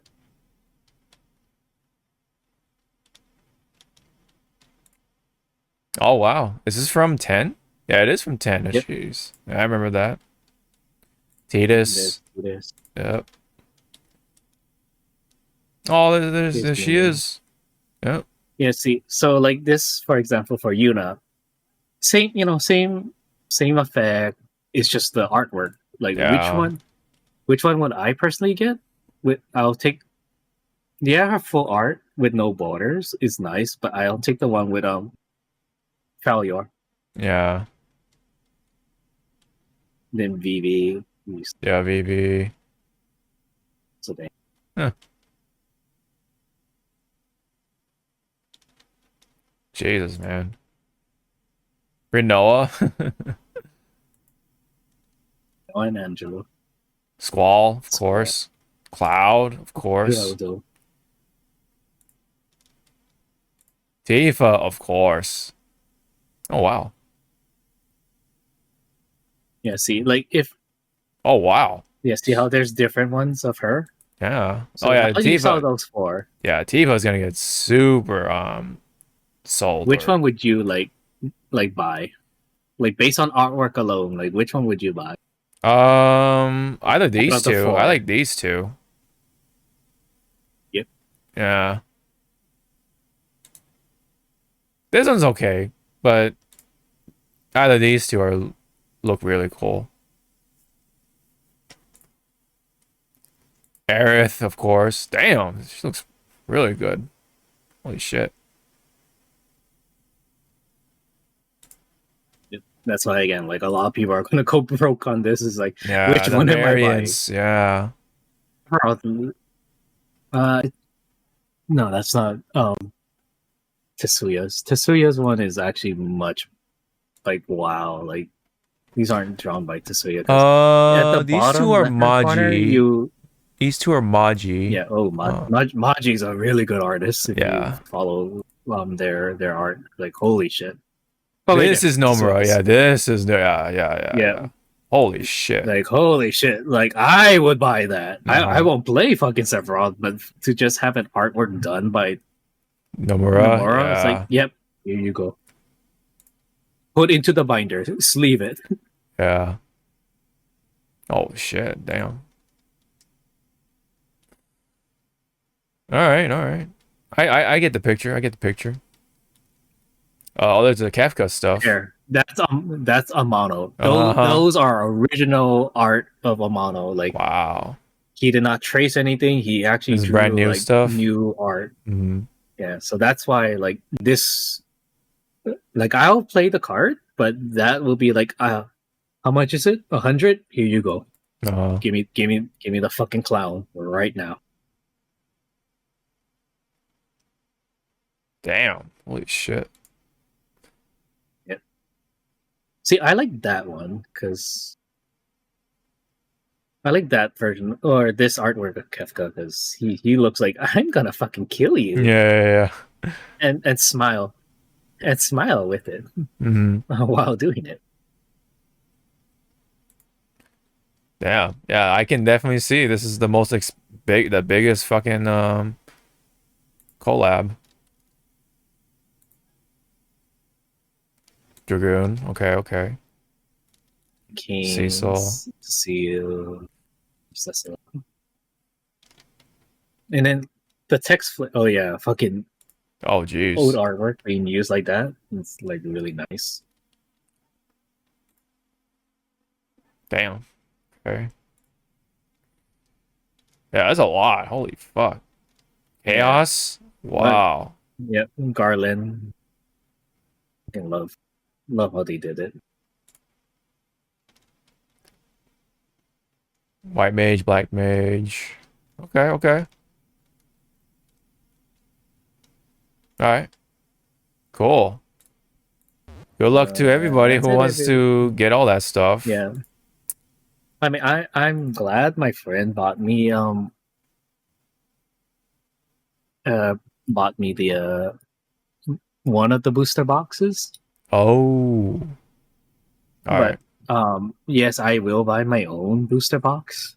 Mm-hmm. Like once the dust settles and everyone fucking clamors in it. Yeah. And that's the thing too. Like when I was like looking at my like what I shouldn't even buy anything at EVO except for stuff from Keter's booth. Mm-hmm. I was gonna kind of like say like maybe either you or you if you guys want to just join me to find like a card shop. Oh yeah. And I'll buy a booster box there and then open it at the hotel room. Yeah. Yeah, hopefully, 'Cause the current set that's out right now for Magic is called Tarkir. It's mainly for building dragon decks, and I love dragons for many reasons. Yes. But some of the cards in this set right now are actually like, hey, you want your fucking dragons to be big and unstoppable? Here are these cards. Hey, you want to bring out your dragons with no cost and just pull it from your hand? Here you go. Which I am glad I pulled that card. Nice. Because if I was going to sell it, it's a $60 card. Oh, wow. Like right now. But because I'm still making my dragon deck, it's like, no, sorry, mine. Yeah, of course. And again, that's the thing with opening cards. And you know the feeling. It's a Yes. fucking big ass gamble. Oh, absolutely. We are gambling what we get in there. But hey, at least you actually get to keep the card for the rest of your life, unlike gacha games. See, now that you said that, I'm reminded of Brave Exodus shutting down, me losing all the Final Fantasy 10 units. Damn, that's a Which a lot of people are mad that why couldn't you just leave it offline? yeah, the offline version, yeah. Because it's kind of saddish that it's still up and running in the Asia servers. Yes. But that's life. To which again, That's the I price. will cry the hardest. Mm-hmm. I will cry the hardest when I read the the tweet. Fate Go servers shutting down Oh, on this date. man. I will fucking cry my ass off. Dang, man, that day will come, man. That's the thing. That it will That come. day will come. I will cry. Probably Keeters is gonna like punch something Yeah, Mordred, man. because he won't have a fucking Mordred anymore. So it's like Keeters, here's $100. Just draw King Hassan. I don't fucking care. Just here's 100. Just draw it so I can have something to remember him. Yeah. I don't think what Seth has anyone that he truly cared about. Right? No, I don't think he's attached like that in Fate. Well, I mean, he does, but it's not like, I don't think he'll be like super sad like that, you know. I think, funny enough, I think it was early on. It was Attila. Oh yeah, Attila the Hun. I think it was. That's the girl with the rainbow sword, right? The rainbow sword, yes. Yeah. Okay, yeah. I remember. Yeah. Mm-hmm. I forget her like the Fate Go name, but I know her like the actual person. Her lore. Yeah. Right. And then yours is a Quetzalcoatl, right? Quetzalcoatl. Yeah. and then of course all the saber faces. well, more Which specifically, saber are you? I'm yeah, saber. Well, more specifically, Arthur. She goes by a number of names, but whatever. King Arthur. Anyway, that's the reality. That is the reality of those types of games. Anyways, that's all we got. We did go on quite a bit, but we got it done. We did have a little hiccup on my end. Thanks, Spectrum. Yeah, Spectrum. Gotta love Spectrum, man. Fuck them. Fuck them. That's how we're gonna end it, guys. So, thank you very much. Your mom. Yeah. We'll be back.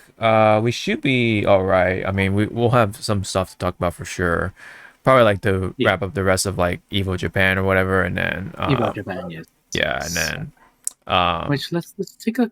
Let's take a little gander before we potentially not talk about some big stuff. Let me see.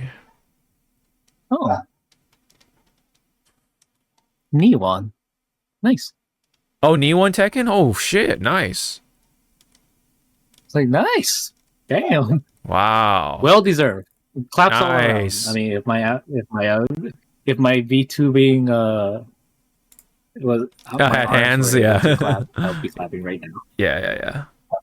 I mean, I do have hands. It's just that it's You know, throw some. You can't throw hands for now. you need to get a little patch to throw hands. Yeah. Oh. But from what it looks like, yeah, there's no big news other than the winners and such. Wait, like I that. saw merch. I saw merch. Oh, the merch.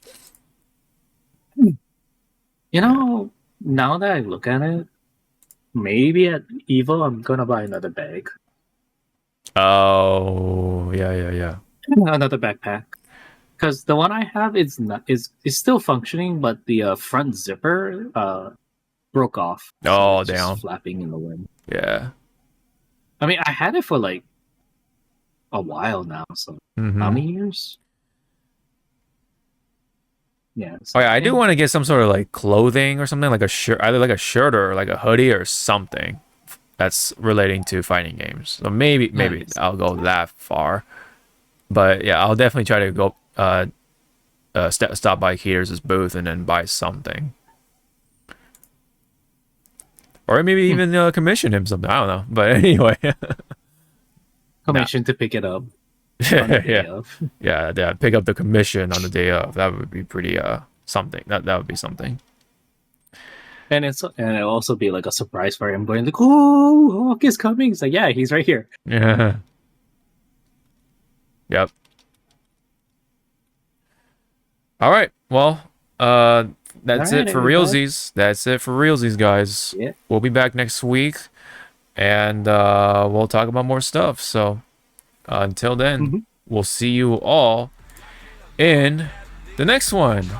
Bye bye. Hi guys. All right. Go ahead and stop it. There are things you can control. Fortune's fickle, that's its role. Embrace the result, stop keeping score. That's the essence, life's true goal. Not just trails and battles tough. Go take and joy and simple stuff. Even when it's getting rough, take it easy, having fun is just enough. Yeah, the shining golden signs. Let your inner spark ignite. That treasure, growing bright. Reach out for it and take a flight. Lucky enough, at least you try. Shaking up in yourself to find. No doubt, face on your